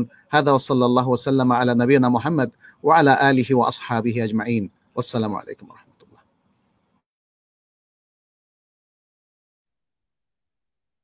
জাযাকুমুল্লাহু খায়রান আহসানাল জাযা। আমাদের শ্রদ্ধেয় শাইখ আমাদের প্রতি যে ভ্রাতৃত্বের আহ্বান জানালেন এবং ফিকহি মাসালায় উদারতা দেখানোর যে আহ্বান জানালেন, আল্লাহ সুবহানাহু ওয়া তাআলা যেন আমাদেরকে সেটা করার তৌফিক দান করেন। আমরা এই দোয়াই করি। আমরা সবশেষে আমাদের শ্রদ্ধেয় শাইখ ডক্টর আবু বকর জাকারিয়া হাফিজাহুল্লাহর নিকট থেকে ওনার উপসংহারমূলক মন্তব্য শুনবো ইনশাআল্লাহ। ফালিয়াতাফাদ্দাল মাশকুরা। আলহামদুলিল্লাহ, ডক্টর মঞ্জুর আলহী যা বলেছেন আমার আর অতিরিক্ত বলার নেই। আমি শুধু ওনার কথাটাকে রেস্টে নিয়ে বলবো যে একটু চিন্তা করে দেখুন, ইখতিলাফ বা ইজতিহাদের মধ্যে মতভেদটা যুগ যুগ ধরে চলে আসছে। এটাকে এত কঠোর করে এটার কারণে উম্মতের মধ্যে বিভক্তি তৈরি না করি কেন? দেখেন, যুগ যুগ ধরে সাহাবায়ে কেরামের মধ্যেও ফিকহের মাসলাতে ইখতিলাফ ছিল। যেমন ফিকহিস সালাফ, এটার গ্রন্থে লেখা হয়েছে, মুতাসাল কিতানি লিখছেন 5 খণ্ডে। সাহাবায়ে কেরামের মধ্যে যে সমস্ত মতভেদ ছিল ফিকহের মাসলায়, মতভেদ ছিল, যে মতভেদগুলোতে আপনি এক করে ফেলতে পারবেন না যতই চেষ্টা করেন না কেন।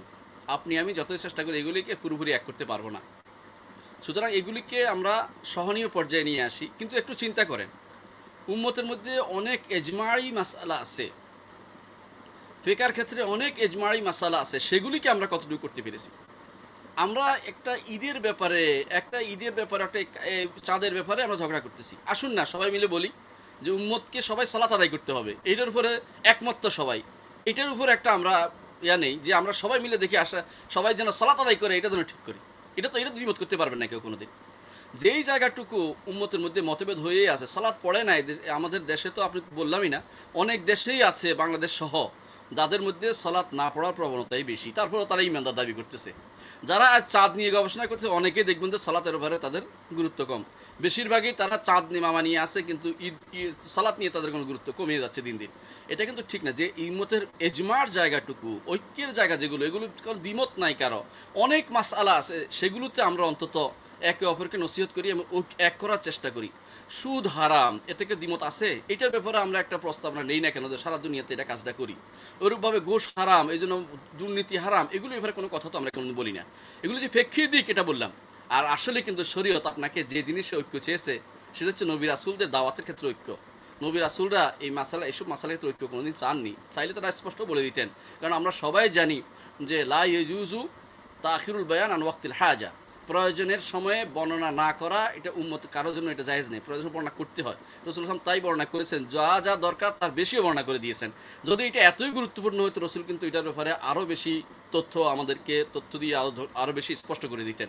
এর অর্থ হচ্ছে জায়গাটা এরকম যেখানে উম্মতের মধ্যে তিনি সহজিয়া হওয়া চেয়েছেন, সুতরাং এটা সহজ হইতে পারে। কিন্তু আমরা এখানে কঠোর হই। একটু চিন্তা করেন আকিদার মাসলাতে কত সহজ হয়ে যায়। আমাদের দেশে হতে শুরু করে সারা বিশ্বে আজ কবর পূজা, পীর পূজা, বিভিন্ন যে সমস্ত মাজার পূজা চলতেছে, যে সমস্ত মানুষের আকিদা বিভ্রান্তি রয়েছে, যেগুলির মাধ্যমে তারা ঈমান হারা হয়ে যাচ্ছে প্রতি মুহূর্তে, তার কি হবে বলেন? একজন মানুষ যদি ঈমান হারা হয়ে যায়, আকিদা নষ্ট হয়, সে সারা বছর যদি সত্যি সারা বিশ্বের মুসলিমদের একদিন ঈদ করে, তার কি সে ঈদ গ্রহণযোগ্য হবে? তার কি সে রোজার দিন গ্রহণযোগ্য? সারা বছর রোজা রাখলো, কিন্তু সে মনে করলো যে আল্লাহ সর্বত্র বিরাজমান, তিনি স্রষ্টা এবং সৃষ্টি একসাথে থাকে, অথবা মনে করলো স্রষ্টা তার ভাগ করে কোনো অলি গাউস কুতুবকে দিয়ে দিয়েছেন। সেই আকিদের কথাটাকে যারা বলেন না, আপনারা এখানে ঐক্য করতে চেষ্টা করেন কেন? ওইখানে ঐক্য করেন না, আকিদা তো ঐক্য করা দরকার। এখানে কোনো দ্বিমত নেই, এখানে দ্বিমত করা হচ্ছে আপনার ঈমান না থাকার প্রমাণ। তাহলে আমরা আসি, ঐক্য করি, ঐক্যটা আকিদা থেকে শুরু করি। আর সুন্নাত রাসূল সাল্লাল্লাহু আলাইহি ওয়াসাল্লাম যেটা দ্বিমত নাই সেখানে করি, যেখানে ওই ইজমাই মাসালা সেখানে করি, যেখানে মতভেদ আছে সেখানে আমরা পরস্পর প্রতি সহনীয় হই, এবং আমরা যেখানে যেই হুকুমগুলো রাষ্ট্রের সাথে সম্পৃক্ত সেখানে ব্যক্তির কাছে টেনে না নিয়ে নেই, এবং আমরা এই জিহাদ বলেন, ঈদ বলেন, বা জুমা বলেন, বা জামায়াত বলেন, বা ইন্টারন্যাশনাল যেগুলো বড় বড় কাজগুলো যেগুলো আমরা জানেন যে ভাগ অনেক কিছু আছে রাষ্ট্রের সাথে সম্পৃক্ত, এগুলিকে নিজের উপরে টেনে না নেই। দুনিয়ার সবাই জানে যে এগুলোর মূল কারা বাস্তবায়ন করবে, সেগুলো সবাই জানে যে এগুলো আমাদের ব্যক্তি অথবা কমিউনিটির কাজ নয়, এটা হচ্ছে পূর্ণ একটা রাষ্ট্রীয় কাজ, এবং যাদের হাতে ক্ষমতা তাদের সেটা কাজ। সেটাকে ব্যক্তিকে টেনে আমি আমার মতো করে কোনো রকম চললে সেটা দিন পালন হয় না, এটাকে হাওয়ার অনুসরণ করা হয়, প্রবৃত্তির অনুসরণ করা হয়। আল্লাহকে ভয় করি আমরা, আমি নিজেকেও আল্লাহকে ভয় করার জন্য অনুরোধ জানাচ্ছি। আমার নিজেকে আমি নিজেকে বলছি আর আপনাদেরকেও বলছি যে আল্লাহ তাকওয়া অবলম্বন করা উচিত এবং ইলম অর্জন করা উচিত। বোঝা উচিত মাওয়াতুল খিলাফ, কোন জায়গায় ইখতিলাফটা গ্রহণযোগ্য আর কোন জায়গায় ঐক্যটা গ্রহণযোগ্য সেটা বোঝা উচিত। কোন জায়গায় আমাদের হিট করা দরকার, মানুষকে কিসের দিকে আহ্বান করা দরকার সেটা বোঝা উচিত। এবং কোন জিনিসটা রাসূলুল্লাহ সাল্লাল্লাহু আলাইহি ওয়াসাল্লামের যেই সুন্নাহগুলো কেউ কোনো অস্বীকার করতে পারবেন না, বাম হাতে খাওয়া কি কেউ অস্বীকার করতে পারবে তা হারাম? এটা বলেন না কেন? এদেশের মানুষ যা খাচ্ছে, যেভাবে চলছে, যেভাবে হারাম কাজগুলি করে যাচ্ছে, এগুলির কথা তো বলি না। আমরা একটা মাসআলা নিয়ে জুজইয়াত যেখানে মতভেদ হয়েছে, যেখানে আমাদের যুগ যুগ ধরে মতভেদ হয়ে আসছে, একটু আগে ডক্টর মঞ্জুরুল কাছে আপনারা শুনেছেন, সেখানে আমরা এমন প্রান্তিক সীমানায় কেন যাই? আল্লাহ আমাদেরকে এই প্রান্তিক সীমানাতে রক্ষা করুক। এবং যেখানে ঐক্যের জায়গা, এখানে প্রান্তিক সীমানা, বিশেষ করে আকিদার ক্ষেত্রে এই প্রান্তিক না বলে এটাকে সঠিক বলে এটাকে একমাত্র বাস্তবায়নের চেষ্টা করি। আল্লাহ আমাদের বুঝার তৌফিক দান করুন। ও আখির দাওয়ানা আলহামদুলিল্লাহি রাব্বিল আলামিন। আব্দুল্লাহকে ধন্যবাদ, এবং যারা আয়োজন করেছে, যারা কষ্ট করেছে তাদেরকেও ধন্যবাদ, এবং শেখকেও ধন্যবাদ। শেখ মনোযোগ দিয়ে অনেক কষ্ট করে আছেন, শুনেছেন। আলহামদুলিল্লাহ, বারাকাল্লাহু ফিকুম। আসসালামু আলাইকুম ওয়া রাহমাতুল্লাহি ওয়া বারাকাতুহু।